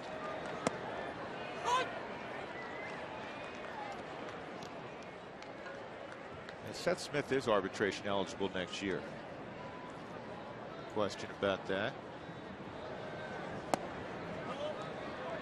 What pitcher has the best batting average? Is that a question on the Rockies? Aaron Cook plays about really well. Well, Aaron Cook, 211. Actually, not as many at bats, but it's pretty close. Esmil Rogers hitting .333. He's 4 for 12. And De La Rosa, before he went down, was hitting .238. Cook came in at .211. Who was the Mendoza line? Rafael Mendoza. Mario Mendoza. Where did I come up with Rafael from? Mario Mendoza, and it's really unfair because Mario Mendoza hit 215 in his career.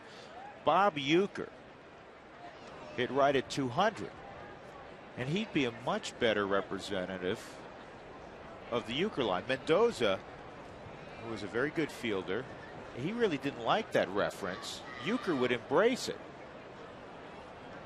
You want to start that petition, George, to change well, the I don't think that's going to happen. line? Yeah, I just remember Mario with Pittsburgh a little bit, and he was battling it over there when he couldn't hit.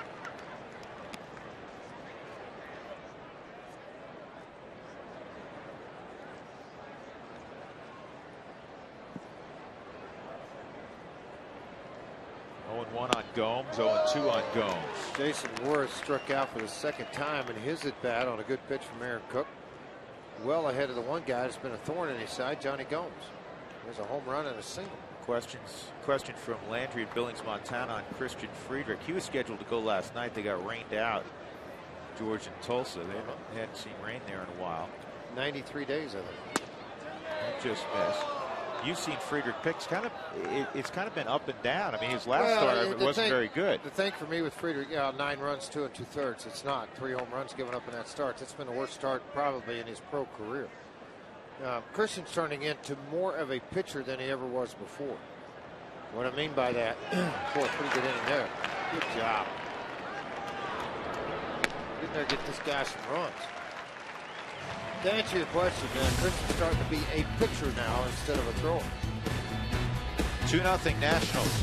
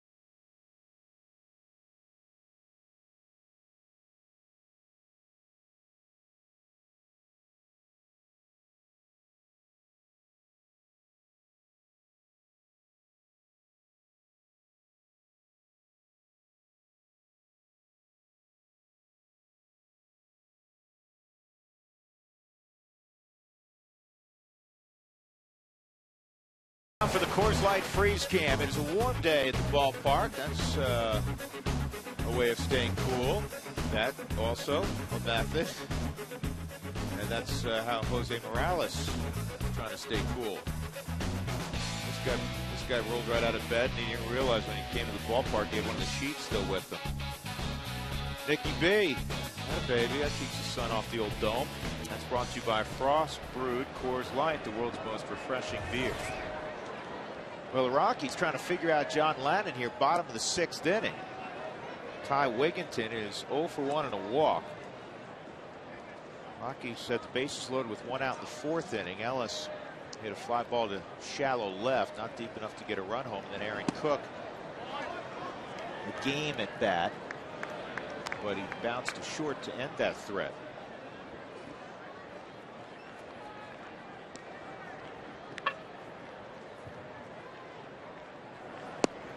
Mike Rizzo, the general manager of the Washington Nationals, will be pleased to hear this. Steven Strasburg returned today to a professional mound after Tommy John surgery last September.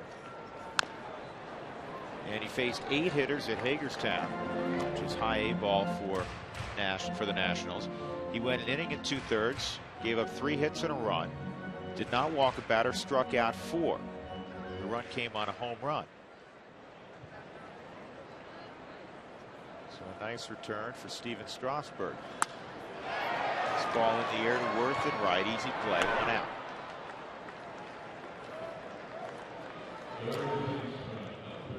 If your windshield needs fixing, call Safelite Auto Glass at 303-287-5000 or go to safelite.com.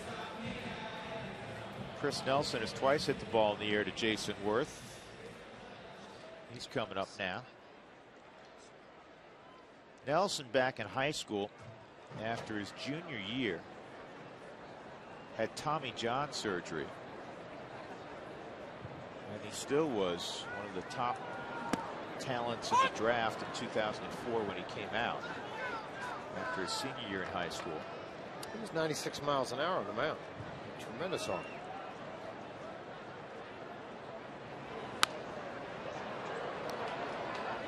I think it's such a transition for any player, George. You went through it after going to Oklahoma, obviously, and maybe a little more seasoned being a four-year college player, but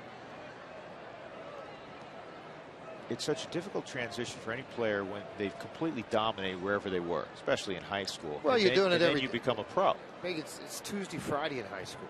Tournament at the end of the week or something, you know. And here it's 7 days a week, 144 days at the minor league level. When you first start out, you got 50-something games at Casper or 60 games at Tri-Cities. It's every day. You don't get a break out of it. Some guys can adapt to it. You're not facing one good pitcher a week. You're facing 6 good pitchers a week.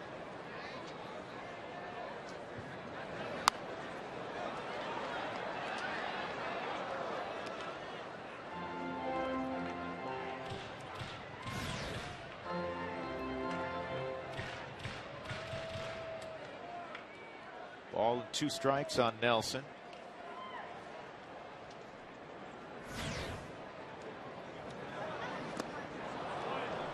And Lannon strikes him out. Get the out at first. 2 gone.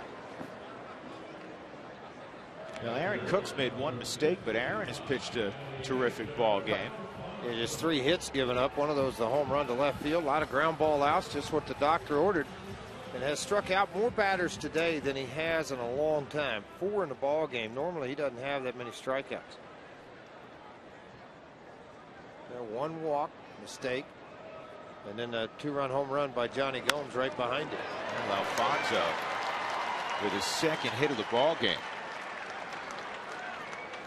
I'll bring up Mark Ellis with 2 gone. August 21st is Faith Day, presented by Golden Spoon Frozen Yogurt. Fans at the game will receive a free frozen yogurt card valid at any of their 5 locations.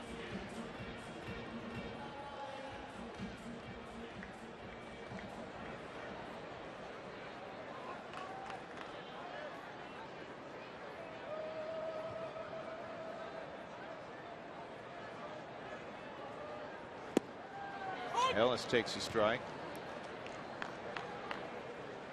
Well, bullpen's going to scurry around a little bit down there. Looks like Matt Bilal's going to try to get loose fairly quick. And the reason being, there's 2 outs. Cook's in the on-deck circle. You get a base hit. Get a runner in scoring position. Not going to happen. 6-4 on that put out, and the Rockies do not score in the 6th inning against John Lannon. 2-zip.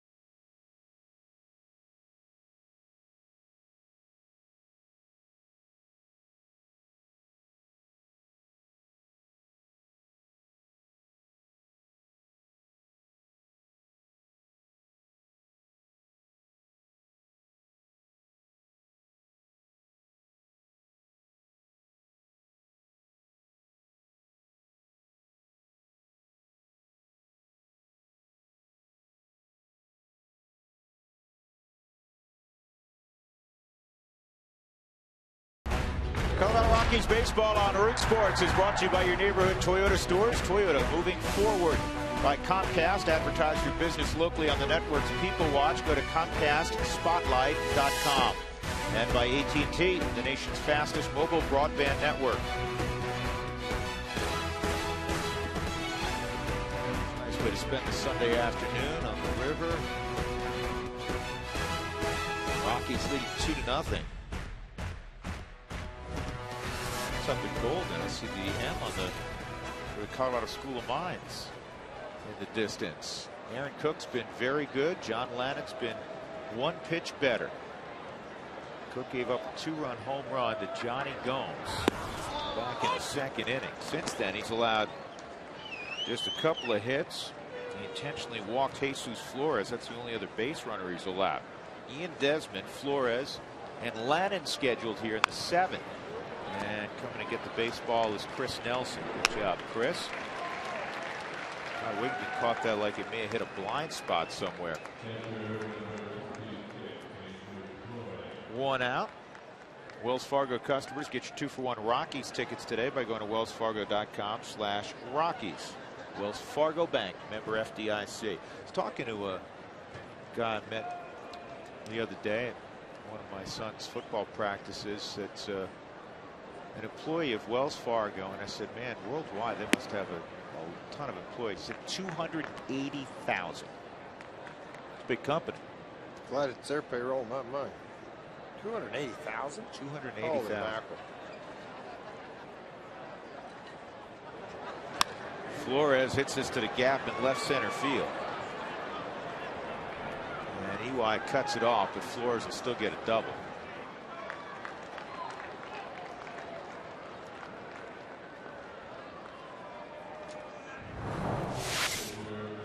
Just the 4th hit Aaron Cook's given up. Sinker that stayed a little bit up into the zone, out into left center field. You can see that Alfonso had gone down to that one knee, trying to give a lower target to emphasize to stay down in the zone. He just ran back to the middle of the plate. And sure enough, into the gap. EY's going to recover and get the ball back in. Phillies taking a 1-0 lead on Lincecum in the 3rd inning. Arizona up 2-0 on the Dodgers. Arizona just a half game behind San Francisco. Well, the Giants have provided an opportunity lately. Losers of 8 of 9. Unfortunately, the Rockies have not taken advantage. Arizona has, for the most part. Well, they've lost 3 in a row also. Matt Reynolds.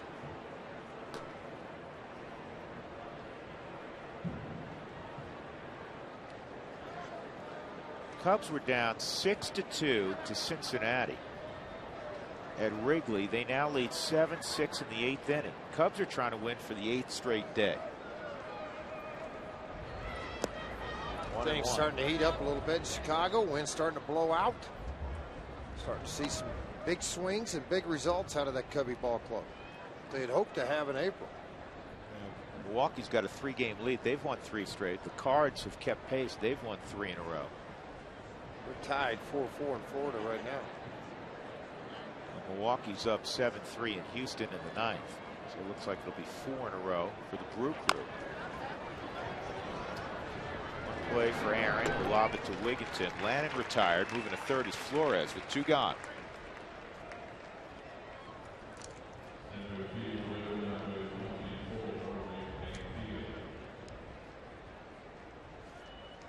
Rick Ankiel. A walk, a foul out, and a fly ball to deep right center field. Dexter Fowler caught a ball right in front of the wall. Really tough decision for Jim Tracy right here. Cooks only has 79 pitches. He has not motioned to the bullpen where he has the left-hander Matt Reynolds warming up.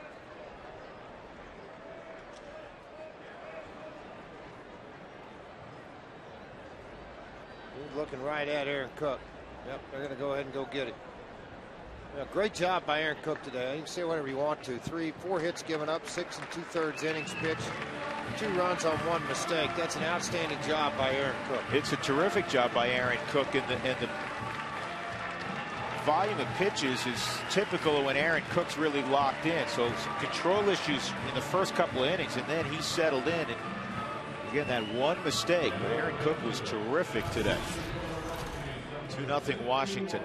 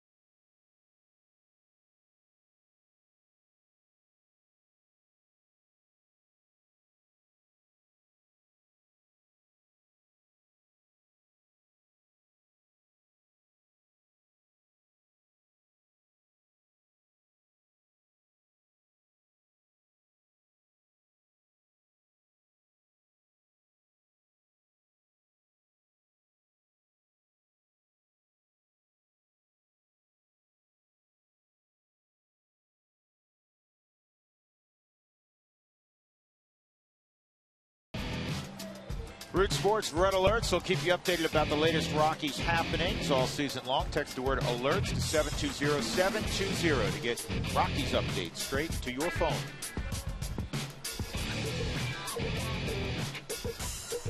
Temperature's supposed to reach a high of 97 degrees. I know it was 89 at game time today.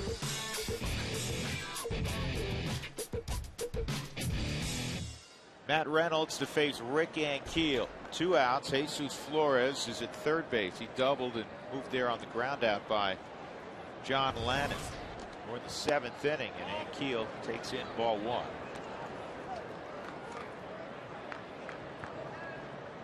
Ankiel hitting .222 left on left.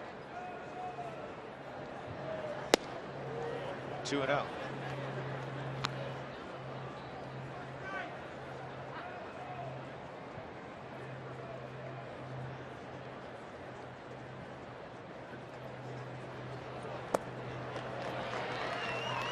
All geared up to hit the fastball, and he got the slider.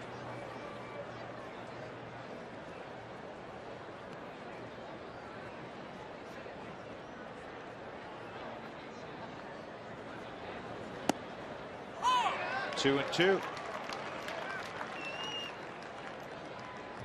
After throwing the slider behind on a 2-0 count, paying it, get him to swing at it, and then all of a sudden you throw that fastball first strike. He's just sitting up there going, which way is he going to go with it? Big slider, swing and a miss. So Alfonso will throw the first. Good job, Matt Reynolds. Great job, Aaron Cook. Stretch time at Coors Field. The Rockies trailing 2-0.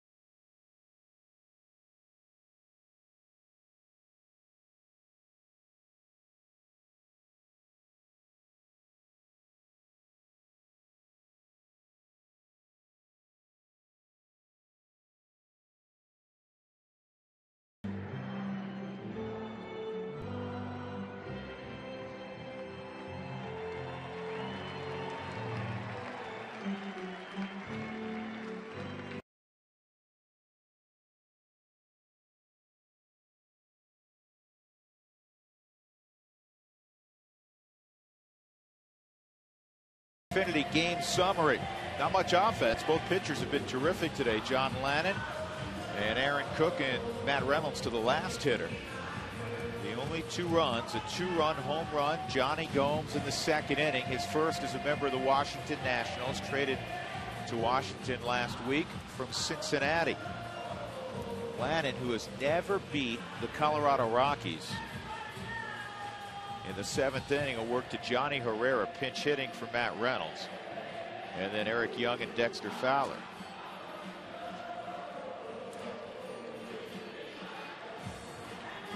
Pretty good. 6 innings, 6 hits, 3 walks, 3 strikeouts, minimized damage. When he has walked people, he's been able to get double plays and force outs. Not a lot of advancement by Rockies hitters.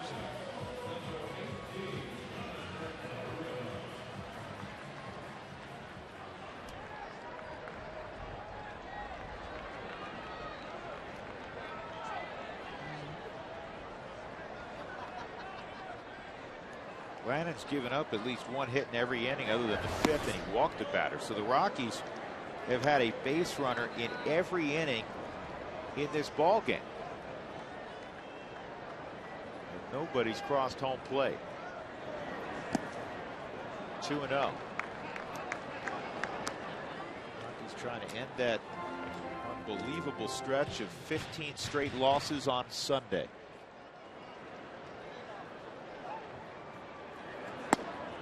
Three and out.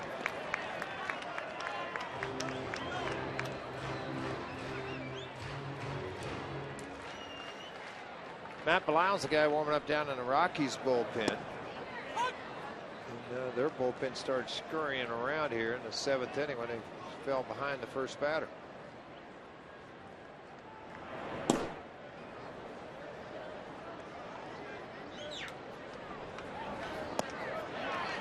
A leadoff walk for Herrera. Ryan Matthews, a Rocky farmhand, throwing down in the Nationals pen. Who Wants Tacos fans, if you'd like to receive text message alerts when the Rockies score 7 or more during any ball game for the Rockies Taco Special, text the keyword taco to 720-720. Your way to Taco Bell later today. The Rockies scored 15 runs last night. Tied a season high. Let me buy a little time with this conversation out on the mound. And the 98 pitches thrown right now, 58 for strikes for Lannon. Davey Johnson, is he ready in the bullpen? If he is, I'm not going to fool around with him. I don't think he's ready, George. Well, I That guess was somebody's quick. ready, yeah, because they had just gotten up.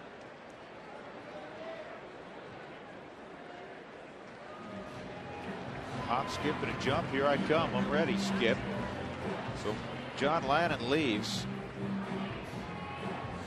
6+ so far without allowing a run. He's responsible for Herrera at first. Nationals leading 2-0.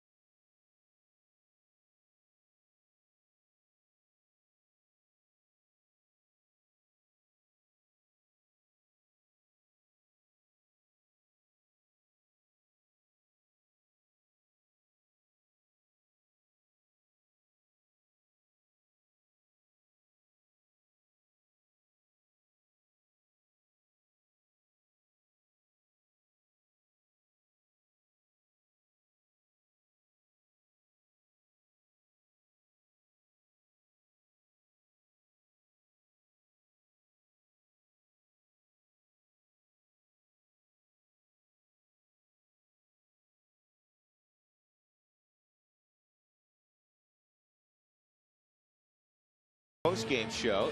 Text Toyota followed by a space. And comments, questions, thoughts on the theme of the day to 720-720.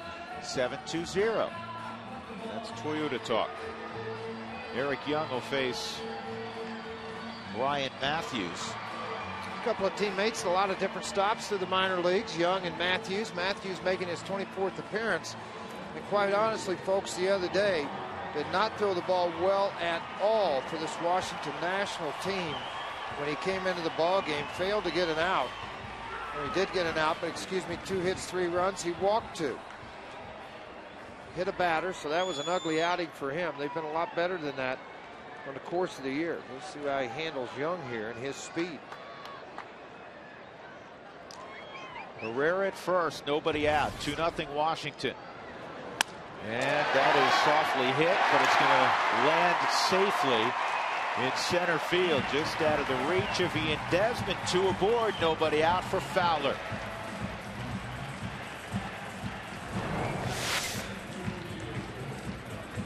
Hard sinker down and away from him off the end of the bat. Desmond not able to get to the baseball. He'd shaded a little bit over into the hole thinking this ball would go the other way. Or in other words, try to slice it. EY just took it right back up the middle. Well, this is what a lot of conversation, Drew, about where these guys hit in the order. So now if you do bunt Fowler, you got second, third, which is the play to do. They're going to walk Gonzalez with 1 out. Now you got the right guy at the plate with 2 to whiskey. Wow, they broke, George. You see that? Yeah, pick play on, didn't they? Everybody went the opposite way. Nobody on the same page. Let's look down here. They did have the pick on out at second base on Herrera. Matthews screwed that up.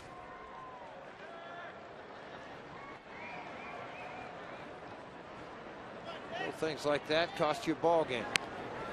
There's the good bunt by Dexter. Zimmerman will get the out. So the tying run in place. Herrera at third, EY at second for Carlos Gonzalez. Good bunt. Very fundamentally sound by Dexter Fowler. Laid it in a good position. And then Zimmerman with a nice strong throw over to Espinosa at first. Yeah, maybe he won't do that. Maybe he'll go to his bullpen and go left on left matchup. So that makes that decision. Take it out of Matthews' hand after the base hit and then the ground out. Matthews pitched third inning, gives up a hit. This may be one of those innings where Davey Johnson uses 4 guys.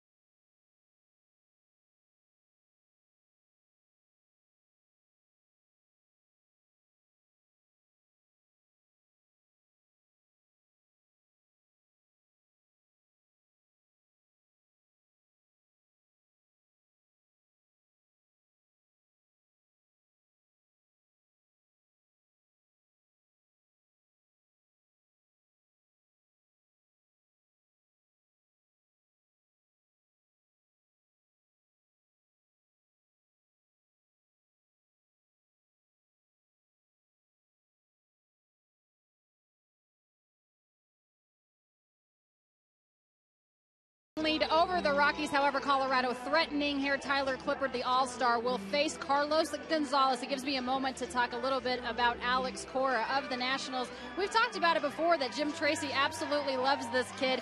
He did manage him when he was with the Dodgers, and we were talking about it earlier. He said this is a guy that's always thinking one step ahead. He really has off-the-charts baseball knowledge, and he said, you know what, he called him a jewel of the Nile just because of his capabilities, always thinking 2, 3, 4 steps ahead like a coach. And I asked Alex Cora earlier today if he grew up around the game. He's from Puerto Rico. His father actually established the major league team that he was on in Puerto Rico. Of course, his brother Joey was drafted, played 9+ years in the major leagues. I asked Alex if he was going to go into coaching when his major league career was over. He said, everybody thinks I should. We'll have to wait and see, guys. Carlos Gonzalez 1 for 5 in his career against Clippard. You got second and third. You know, you're going to pitch to him. And again, this is one of those deals, the old school managing of don't put the winning run on at first base. For me, sorry, I'd have to walk him, set it up, try to get the double play ball and get the advantage for the right-handed Clippard against the right-handed hitting Tulowitzki. He worked 2 innings Friday night, was off yesterday. So much confidence Davey Johnson has in Clippard. He will use any pitch in any situation, evident of a 3-2 changeup that struck out Eric Young Jr. the other night, with the bases loaded on top of that. Tying run is Eric Young at second. 2-0 Washington. There's 1 out. And again, this is just the second time in a long time that Gonzalez and Tulowitzki are right next to each other in the lineup.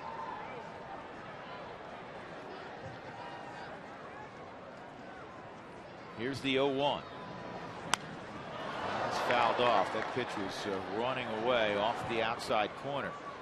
So 2-strike count. And Gonzalez loves these situations. 333 average, 6 home runs this year with 46 driven in with runners in scoring position. And it's late in the ball game, trying to help his club get even.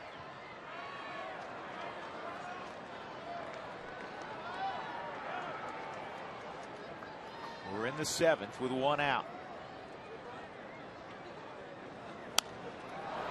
And this is pop foul out of play. Zimmerman races to the camera well. He's got no play, obviously.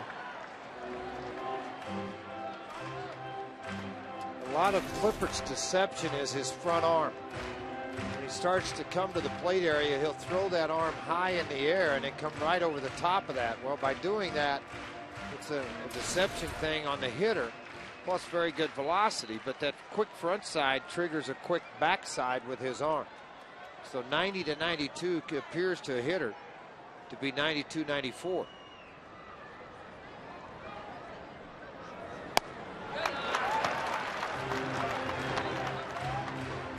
He didn't finish that changeup. It's 1-2.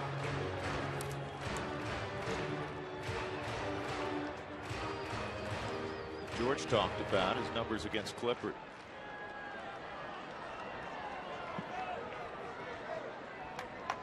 Argo hits one in the gap in left center. He's going to run for a long time. And Keel shaded toward right center. And they want to go away. And it's pulled to first. Bobbled by Morse. Nobody went to cover. Everybody's safe. It's 2-1. Tyler Clippard became a spectator. I mean, he didn't make any kind of move to first. Michael Morse bobbled. He looked up. He said, hey, where's my help? Yeah, you got to break right side regardless. I mean, Morse obviously giving a stare out to the mound, as he should. It's not a young kid on the mound. You got to get over. He's staring at it. What do you think? He's going to catch it and then run over? You're too late. You got to make that move immediately. Now, with 1 out, it becomes all important that you're able to get an air ball in the air or a ball through this infield to allow this winning or tying run to score. And it doesn't take a real deep fly ball to get Eric Young home. Infield set for 2. Cargo with real good speed at first. See how the Rockies play it.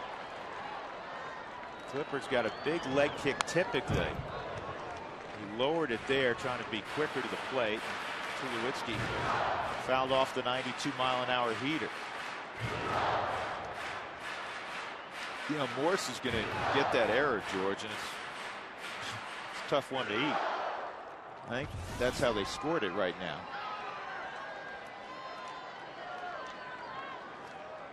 It is an RBI either way for Gonzalez. His 58th. 2-1. Right guys at the right time. Tulowitzki first and third with one out. Here's the 0-1. Tell you what, you want to hear a big number? I mean, this is a gigantic number. Clippard versus the opposition with runners in scoring position. I mean, this is one of those that you just go, are you kidding me? 2 for 50. 2 for 50 with runners in scoring position with Clippard. That's ridiculous. That is, I don't know if I've ever heard of numbers like that. 2 for 50. 040. Unbelievable. Tulowitzki's hit .313 with runners in scoring position.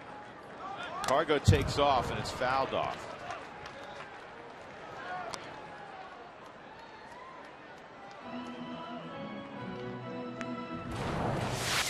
Instead of going with the breaking ball, he goes four-seam elevated fastball.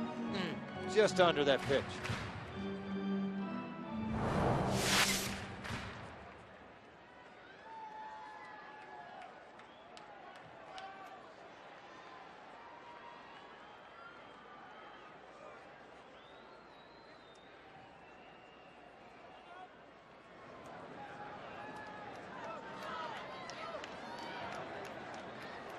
Two strikes on Tulowitzki. Cargo was moving the last pitch. Not going here. And a strikeout at Tulowitzki. 2 for 51.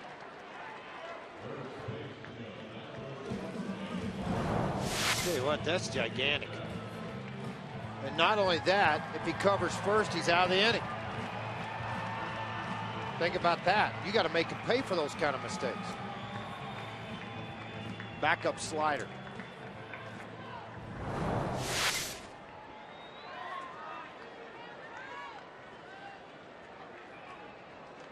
Wigginton 0 for 2 and a walk. Try to pull off a play here with the two base runners you have, George.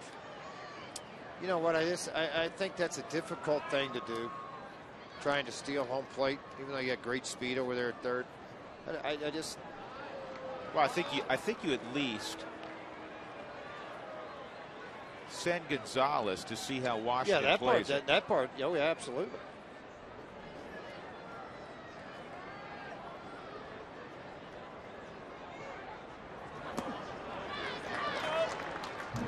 One and out. I'm surprised he's only tried one time in a sequence of what has it been, 5 pitches? 6?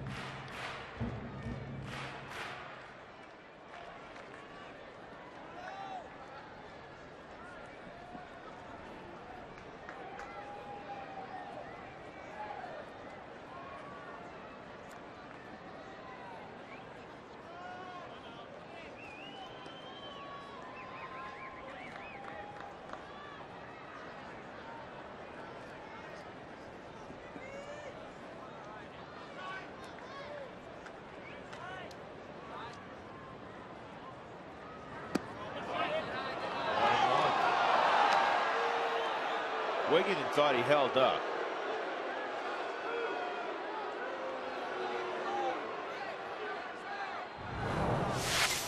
You know what I think he did too? I know he did now.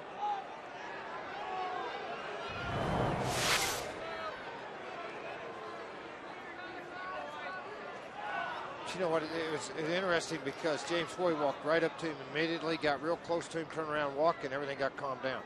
Probably was, I missed it and reacted too quick to your body turning more than I did the bat turning. I missed it. Well, what are you going to say when they do that? Don't miss another one? Not a bad idea by Clippard. Thinking in that situation, is he going here? Let's try to catch him.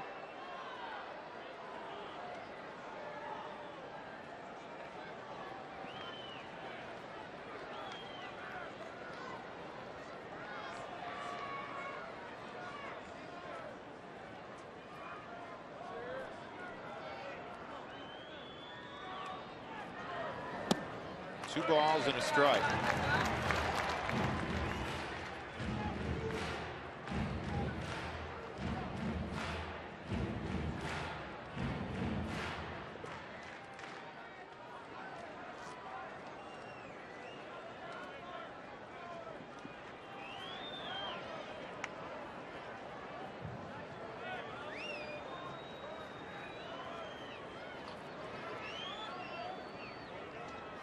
Gonzalez going here and then shut it down.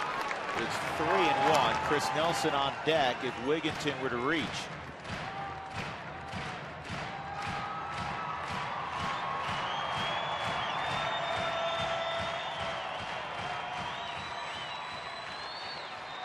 Tyler Clippard, originally with the Yankees organization.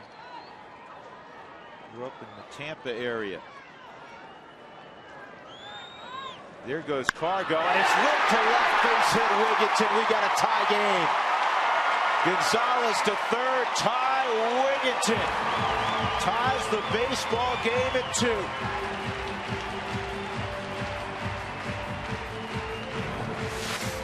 Now it's 3 for 52.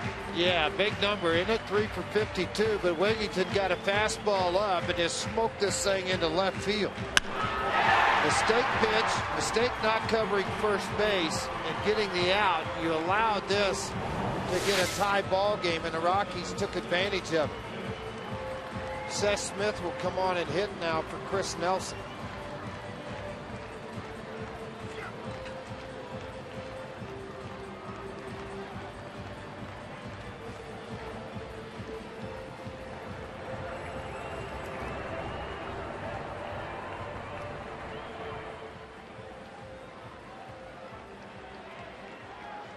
This is where Seth Smith has always excelled.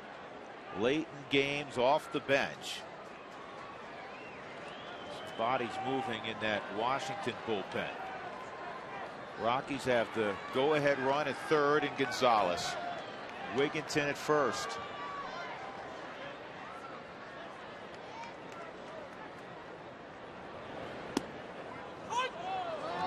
Clippard went off speed there. Hit the strike zone at 0-1. Smith doesn't have as many at bats off the bench this year, George, because he's typically starting, but he's 6 for 12.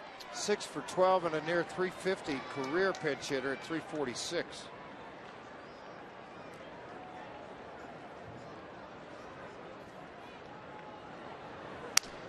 And this is lobbed into shallow right field. Espinosa gets back and makes the catch. The Rockies scored twice in the 7th, and they're even with Washington as we go to the 8th.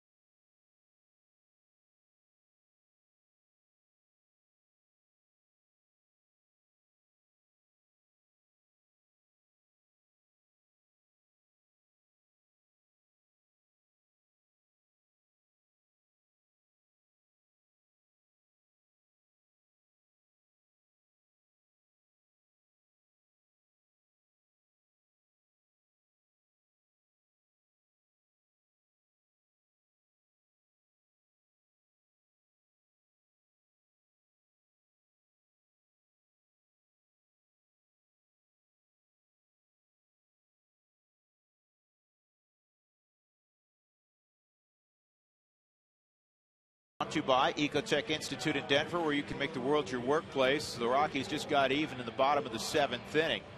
Aaron Cook went 6 2/3. He allowed 2 runs on 4 hits, one of his top outings so far of 2011. Walked 3, struck out 4. Johnny Gomes, a 2-run home run, and that stood till moments ago.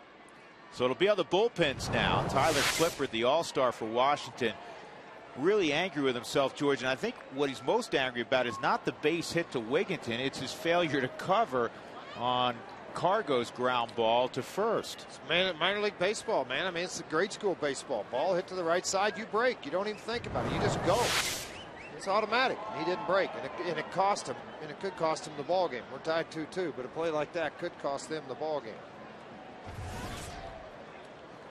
So Matt Belisle's out there, and Danny Espinosa takes a strike. 34,812 at the ballpark today. 52nd appearance for Matt Belisle. Pretty good year again for Matty Belisle. Only 10 walks in those 51 innings. We'll try to get through their lineup here in the 8th inning. You know, Matt's always in attack mode. 0-2. There's just 10 walks, as George mentioned, 44 strikeouts along with that. So almost 4.5 to 1 strikeout to walk ratio. Valuable piece of a bullpen. Long, short, middle, work an inning for you. Come in and tie games, be down 1 or 2. Doesn't matter to him. He just wants the baseball. Betancourt's starting to put together that ridiculous ratio again. 53 punch-outs, 8 walks for Betancourt. Punched foul.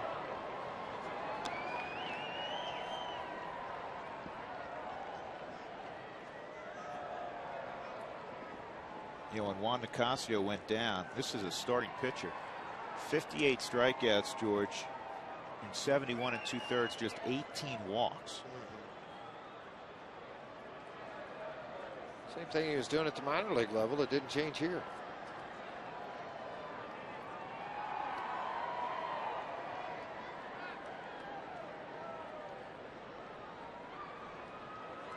One-two. Hey, the first 10,000 of the game on August 16th, they're going to receive a Hebrew National $1 hot dog coupon. So make sure you get out to the ball game. Well, the Florida Marlins are in town, the 14th, 15th, and 16th. Or it may be 15th, 16th, and 17th, I believe. That the Marlins are here. 16th $1 hot dog night.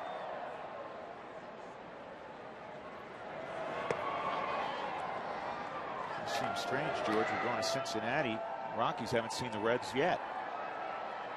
It really is weird. You're going to see him here kind of in the middle of August, and you're going to turn around right back around and see him again on the 9th, 10th, and 11th of September. Dusty Baker's club right near the top of the mess, and now all of a sudden has fallen back 9.5 ball games, 4-6 in his last 10. They seesawed back in front. 8-7 now. They lead at Wrigley. Well, it really has hurt their ball club. It's been in against the National League East. They're 5-12, and then in interleague play 6-12. In the air to left. EY going back, and he misjudges it. Espinosa into second.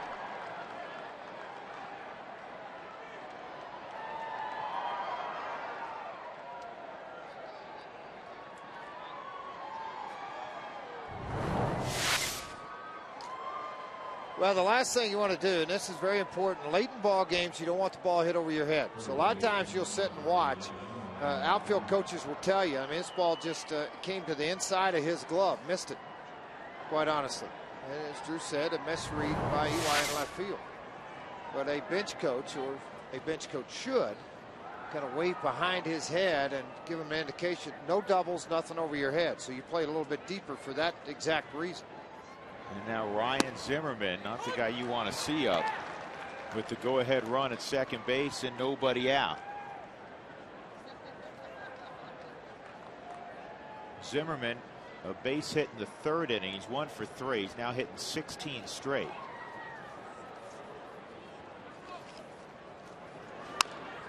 And that's bounced up the middle. Tulowitzki will throw out Zimmerman, but Zimmerman moves Espinosa to 3rd, and that's going to force the Rockies to bring the infield in.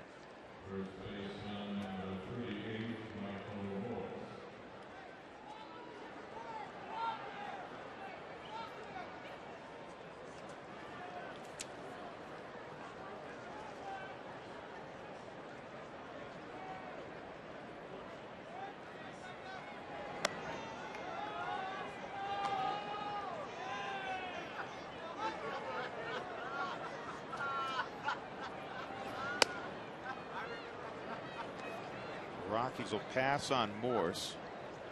Set up a double play possibility up the middle with Jason Worth, the struggling Jason Worth.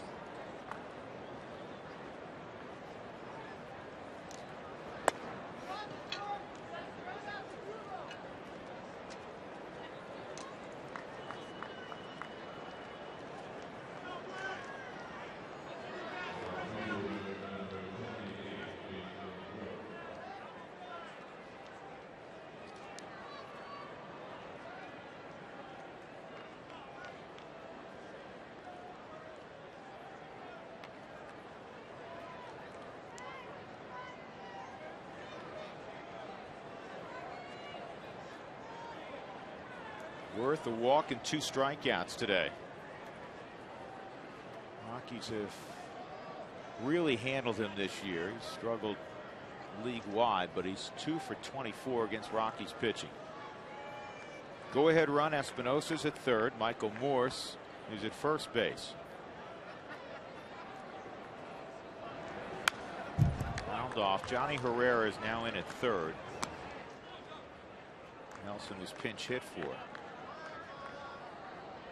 We have good range on that left side.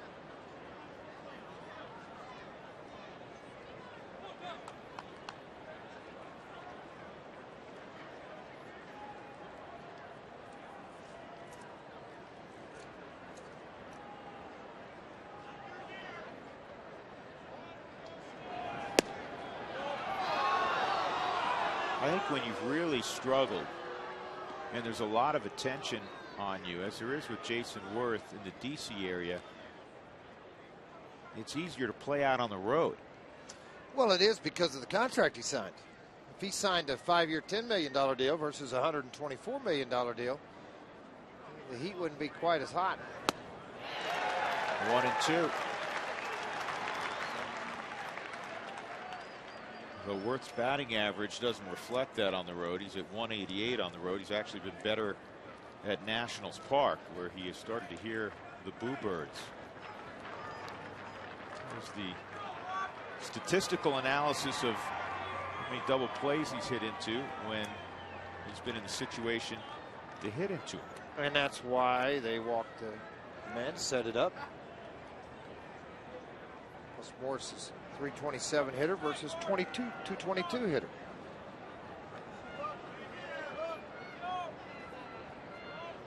One, two.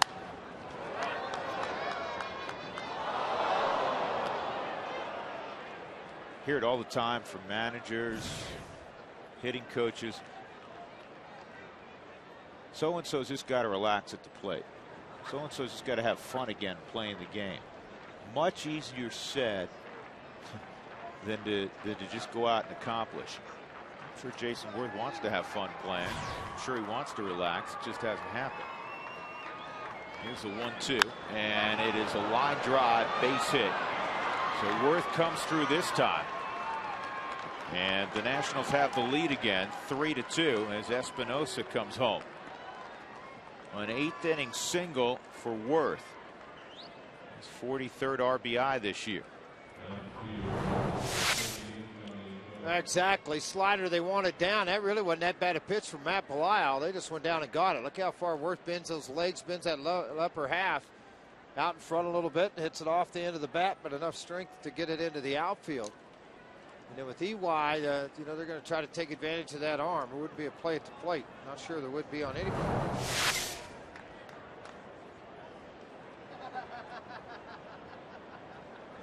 Johnny Gomes drove in the first 2 with a home run. Back in the second, he also singled in the 4th.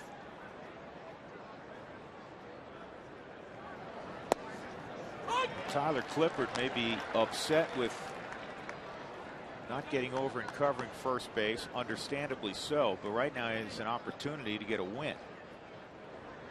He's the new pitcher of record, taking hitting lessons from Ryan Zimmerman. Gomes went 0-2.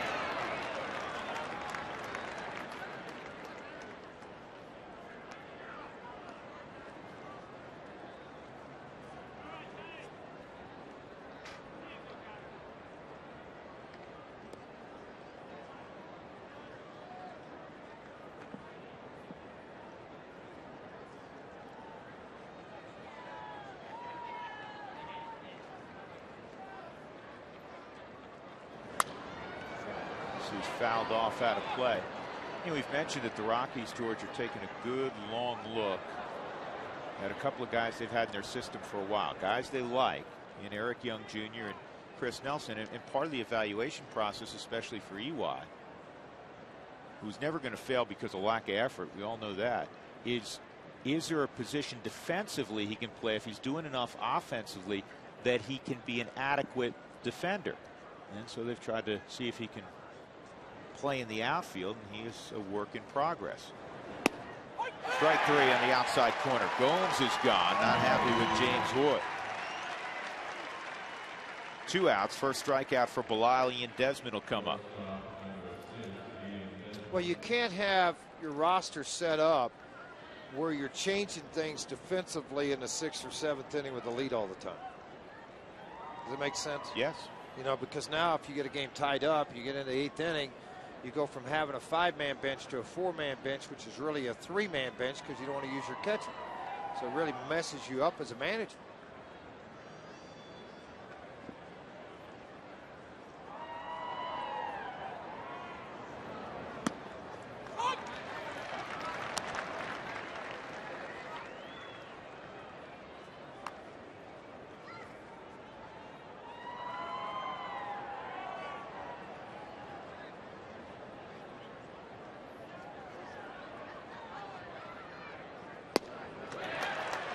Oh, 2 on Desmond. He was 4 for 4 on Friday night, hitless last night. He's 0 for 3 tonight, or today.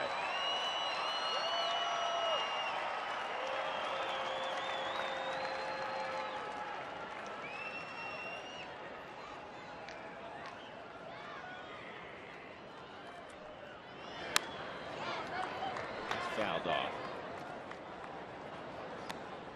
Padres and Matt Latos beat the Pirates today. The Pirates have lost 10 in a row. Now, last night, a lot of silliness last night when they just didn't make pitches, they didn't cover bases. And a lot of the games, George, haven't been close. Today wasn't particularly close. They lost 7-3. The Padres scoring a bunch of runs, and they're the worst offensive team in the National League. 28 runs the last 2 games prior to today. So they've scored 35 runs the last 3 against Pirate pitching. That's not good. No.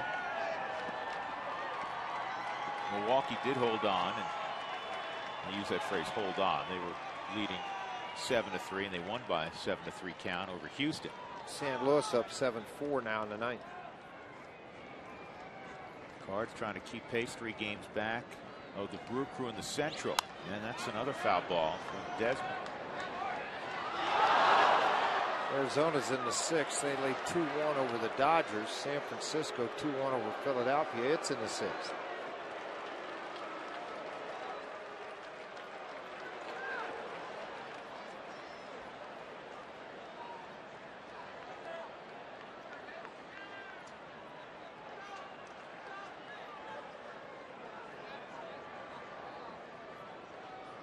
Oh, 2 on Desmond, and Belisle chases Michael Morse back. 2 on in the inning. A run has come around. 3-2 lead for Washington. They led 10-0 until the bottom of the 7th when the Rockies got 2.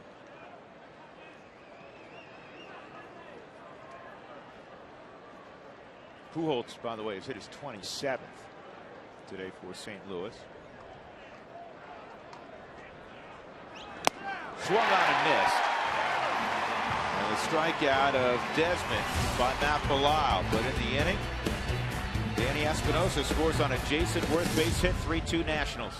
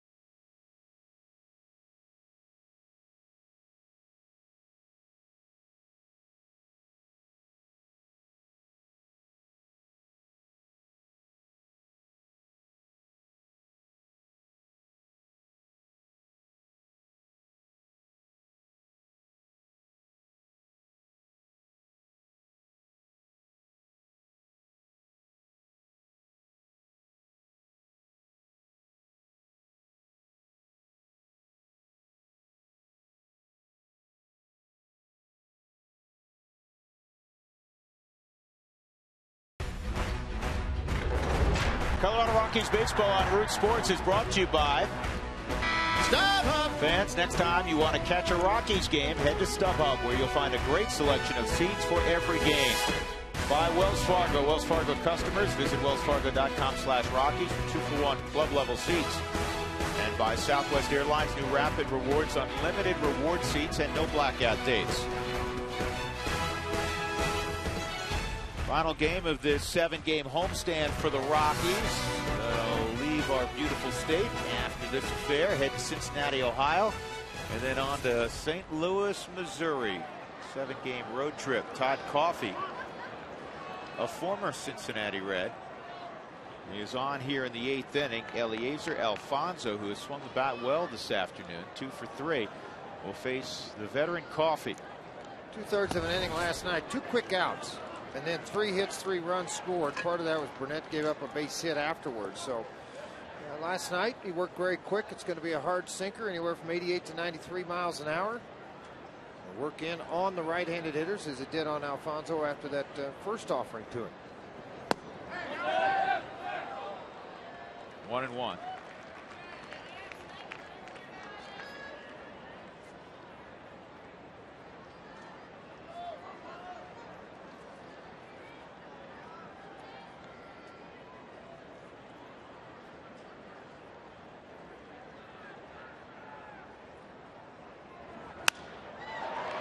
Off the end of the bat, shallow center field. That's the 3rd hit for Eliezer Alfonso.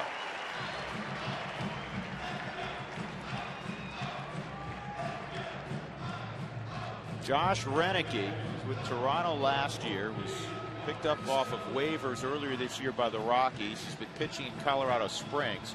He's up in the bullpen. He was called up today when Greg Reynolds was optioned back to Colorado Springs. From a baseball family, George. Yes, he is. Dad Gary played outfield with Richie Dower, the third base coach of the Rockies. His uncle is now the manager of the Milwaukee Brewers. Played college football at UCLA, if I'm not mistaken. We'll get into a lot more of that bio here shortly. They're going to try to get the force, and they do. Mark Ellis laid down the bunt. Very astute move by Jesus Flores. He knew he had a below-average runner at first in Alfonso, and he went to second. Absolutely did. Watch the stretch by Desmond out at second. Looked like a first baseman. He stretched out far enough to shorten that distance to speed up the play on this ball. If he doesn't do that, maybe Alfonso's safe. A snap throw down, but you're right. Not a lot of speed at first. It gave him the opportunity, not on a perfect bunt, to be able to have that play. Second at bat for Johnny Herrera. He walked last inning and scored.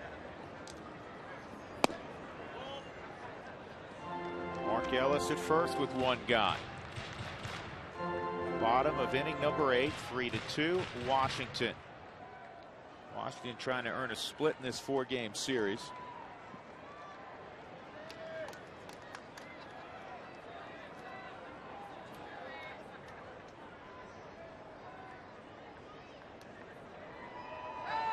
There goes the runner, and the throw is in the dirt into center field. Well, he hit Johnny Herrera, or Mark Ellis, I should say, I believe, and kept it from going into center field. So Mark Ellis gets a stolen base. Jim Tracy saying we have to find a way to get that runner to second base. Didn't work on the bunt. We're going to try to swipe a bag. Well, absolutely you have to, and I think that's what you do. And I mean, this ball's into the dirt. If it's picked, he's out. It wasn't, so 8 stolen base on the season for Ellis.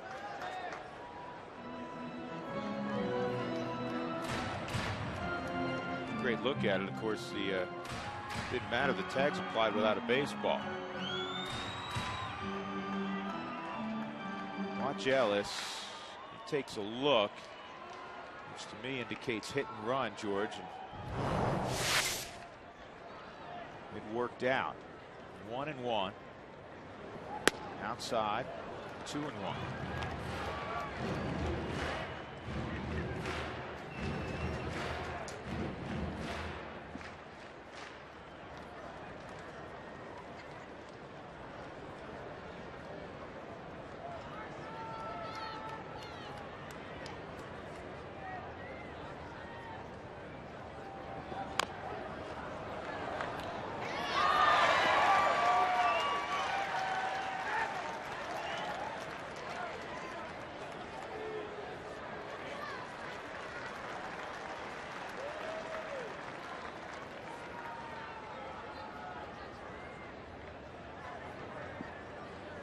Johnny Herrera, just a 187 hitter this year for whatever reason at home.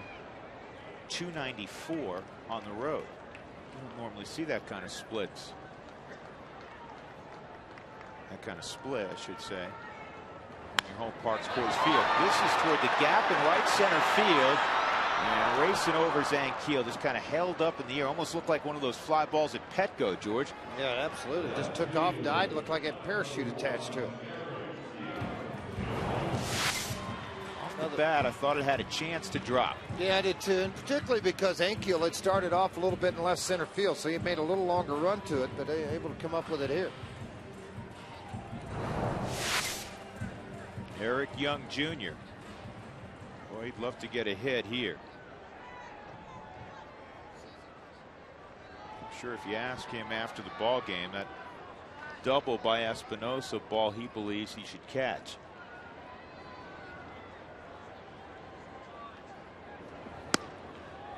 On the corner.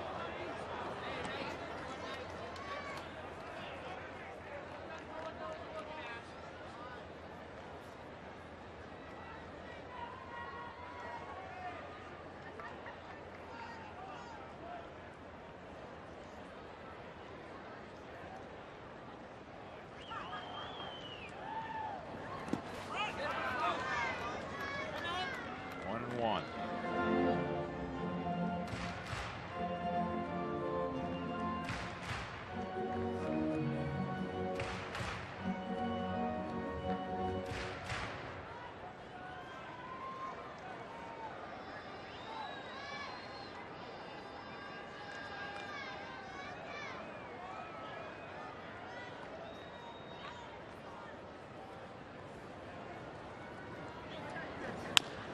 And a bouncer to short. Desmond comes and gets it and fires to first. So we'll go to the 9th inning. The Nationals holding a 3-2 lead at Coors Field.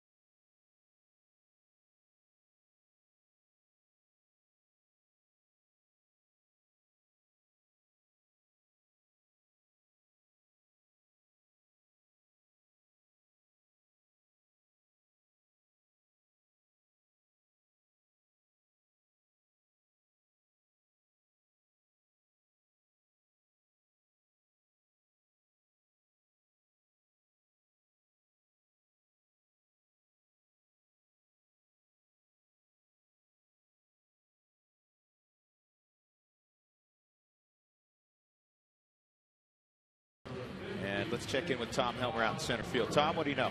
Drew, we'll start with what's a beer worth. Duffy's Irish Pub in Washington, D.C. The price of beer has gone up 2 cents today thanks to the RBI single by Jason Worth, which also gave the Nationals a 1-run lead in this ball game. We'll also talk about Sundays. Right now, it's continuing for the Rockies, who have failed to win on a Sunday since April 17th. If they want to change all the talk about that, come up big in the bottom of the 9th and do so we can move on to a different topic. And we'll get some post-game reaction. It's all coming up on the Toyota post-game show. Drew? We're just passing along information. I know people think somehow we jinx it by mentioning it, but it's really an amazing streak. Nobody has an explanation for it. Josh Renicky is making his Colorado Rockies debut. He'll throw the top of the 9th inning, try to keep it right where it is, a 1-run game. 22 ball games down in the Springs.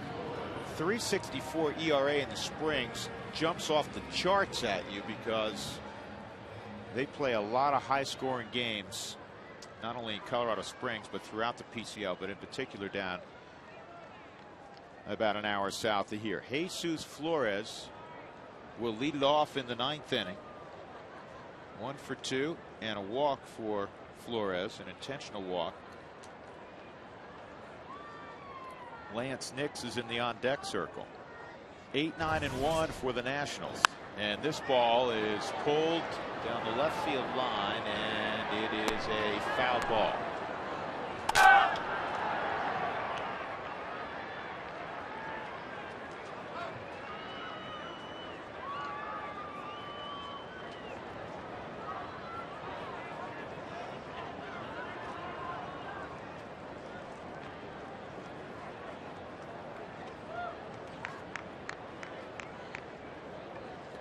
Reineke up with Toronto last year.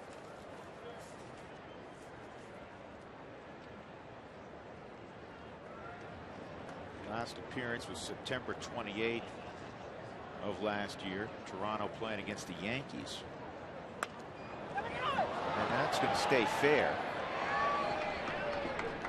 And Ty Wigginton will step right in front of Jesus Flores, 1 out. So Lance Nix will pinch hit for Coffey with 1 out in the 9th inning.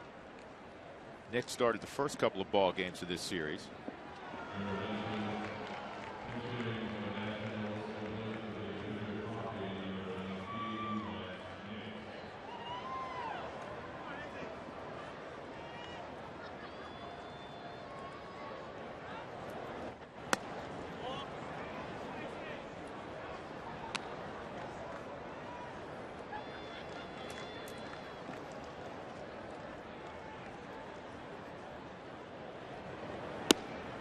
Nix takes a strike.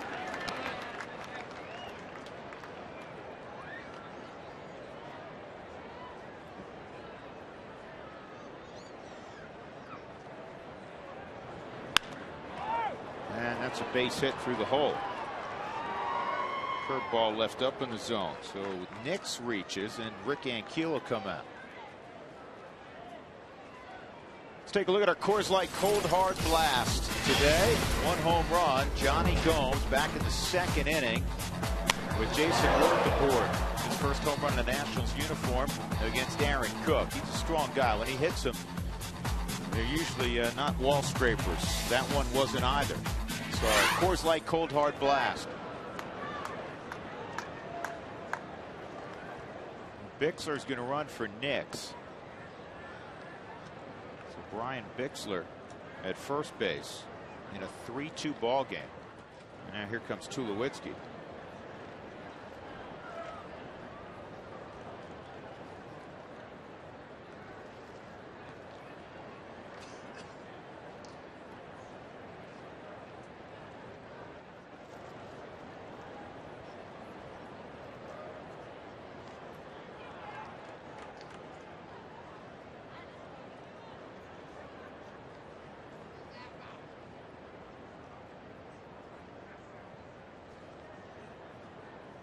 Sizable lead at first base by Bixler. Reineke, a converted outfielder. Very good athlete. There's a two-way player at UCLA. He swung the bat at UCLA also.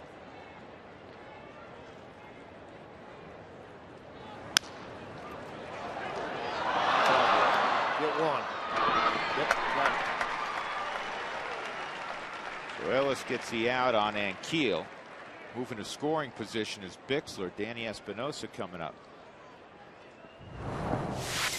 Looked like maybe he just turned a little bit quick, trying to think of the double play to get ahead of Bixler's speed. And as he did, the ball hopped up, caught him right on the chest. And then a throw over. Able to get the out at first base.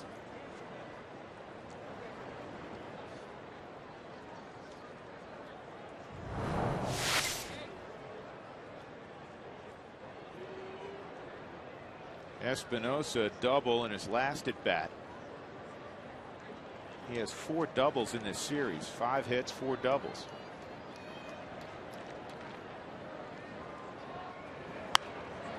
Fouled off.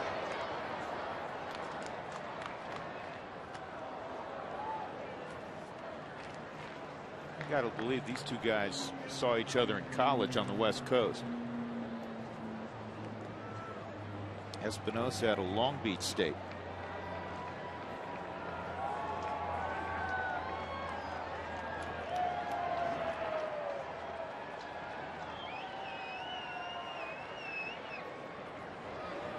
Good pitch. We were talking about the high ERAs we often have in the Pacific Coast League. Tough to scout that league sometimes. Tough to just look at numbers and have a real good idea both ways, offensively and for pitchers. And as an example, Sacramento has the lowest team ERA in the PCL at 4.12. The Springs, the Sky Sox, they have the highest at 6.46. That's their team ERA. The thing about Las Vegas, then you think about going to Tucson, you think about going to Reno, all altitude, light air, it's going to fly up out of here. Nice debut for Renicky in a Rockies uniform. We'll go to the bottom of the ninth. The Rockies trailing by a run.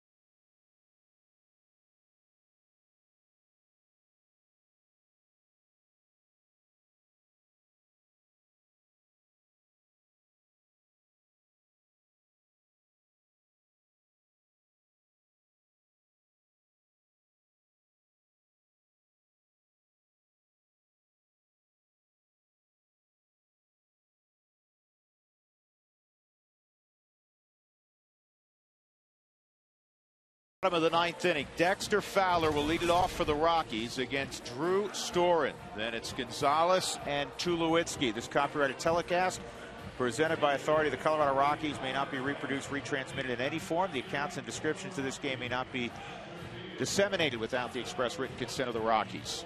Dexter Fowler in the ball game is 0 for 1. 2 walks and a sac bunt. Bixler's in left field. Well, a hard-throwing right-hander, Drew Storen's coming in. You can see those wonderful numbers. 28-32 save opportunities, 6-2 overall record, and 54 2/3 innings. A hard-throwing closer out of Stanford.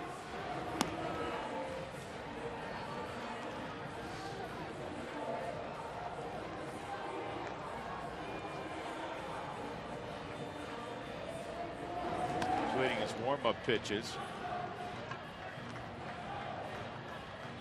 The Rockies will try to come from behind and win this baseball game. They were down 2-0 to the bottom of the 7th inning. They got a couple runs there, an RBI ground out from Carlos Gonzalez, and then Ty Wigginton, a 2-out line single against Tyler Clippard. Just a third hit and 52 at bats he'd allowed with runners in scoring position. That's one of the most unbelievable statistics I've seen this year. But now Clippard, because he was the pitcher of record when the Nationals went back in front, he's on the plus side. Matt Belisle has got the hook right now. Dexter takes a strike at 96 miles an hour from Storen. He was not a converted closer. He's never been a starter. He worked out of the bullpen at Stanford. Smart move, I think, by the Nationals. He was a first-round pick, but the year Strasburg was the first pick in the draft. He was the 10th pick. This is lifted to pretty deep left field. Bixler got a bad read initially, and the speed helps him recover. See that route? This homestand, Dexter has hit 2 balls off the wall in left field, so he's shown that promise of power going to the opposite field. He was able to take off and run under this one. Ball hit high enough up into the air, it hung long enough because Bixler came in, came back, and then angled back and able to make the throw. If he doesn't run well, he probably doesn't make that play. Carlos Gonzalez at the plate, 0 for 4. He did drive in a run in the 7th when he reached on an error. Tough error on Michael Morse, who was really Clippard's error for not covering first. way outside. It's a good matchup. This is power on power. Okay, that's a closer's role. Last 3 outs, typically you look up, you're getting 3, 4, and 5. I mean, it's not an easy job to do. Outfield's playing about 390 feet from home plate, all the way across. 2-0. Tulowitzki on deck.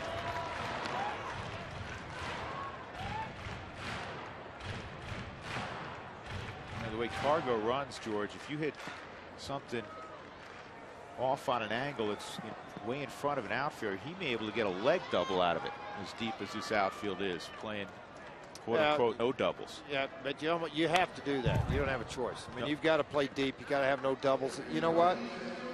You'll take a dump and let him run the risk of a double in this situation versus, okay, come in and then he hits a line shot over your head, and if you're back, you catch it. Absolutely. You can't have it happen that way. No, you got to play the percentages. 3-2, 1 out in the bottom of the 9th. The Nationals leading. 2-1 on Cargo.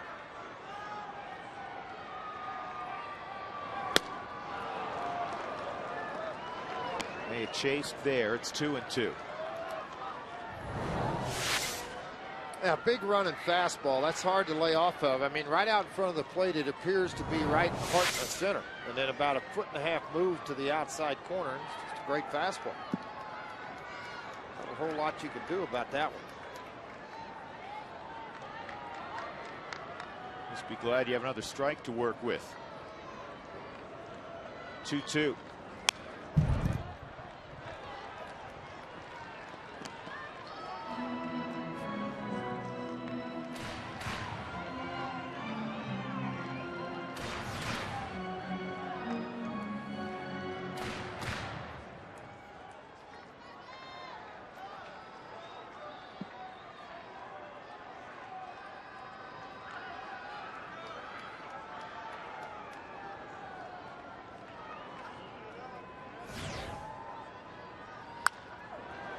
Pitch is wasted as well. And I tried to bury it in on him and just didn't get it in there. A lot of guys are concerned about that, even when you throw 97 like the last fastball, because you're going to bury the ball on that inner half of the plate and try to break the bat because you've been away from him so much. Jim Tracy just hoping, along with those young men right there, to just get on base. Give Tulo a chance. Here's the 2-2. And it's on the ground to second. He went to a slider there. And that's the second out.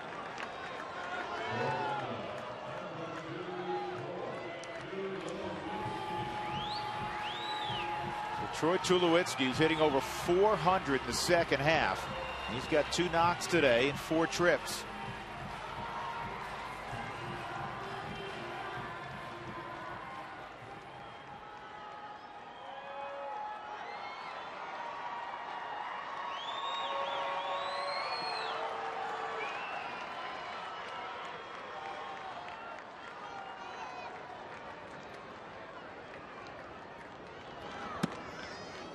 Gets a first pitch slider. Soft slider too. It was up. It wasn't a great slider. It was a strike 1 slider.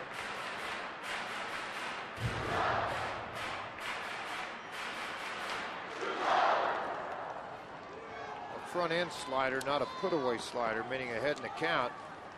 To light it up. He's going to try to go fastball away here after showing him a first pitch slider. Did it, elevated it. 0-2. And this is where teams have had Dak Troy with a hard breaking ball in the dirt or a fastball really elevated. And he had trouble discipline-wise not jumping after that pitch when you're behind 0-2. We're going to go another fastball and take it away and see if they elevate it and get farther off of the plate with this fastball. There it was. Fastball really elevated into the zone. Didn't hit anywhere where they wanted to throw the baseball. They wanted this pitch right out here. So you could see where the miss is. But yet, because of the velocity and location, difficult to do anything with it.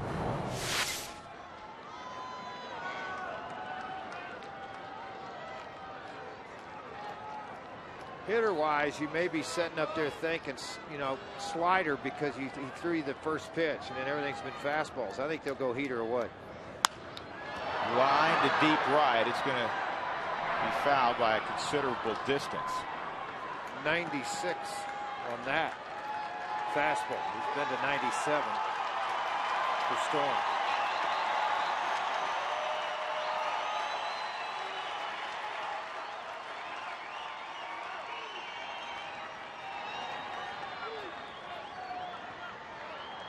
Oh and 2 with 2 outs in the ninth. 3-2 Washington. Slider, nope, we're going to go fastball again. Try to get it out there this time. Boy, he really got on top of that. His arm angle changed on that one. He got a lot shorter, elbow elevated higher in the air than on the previous. He wanted to make sure he had some good down plane on that fastball. He just missed down and away.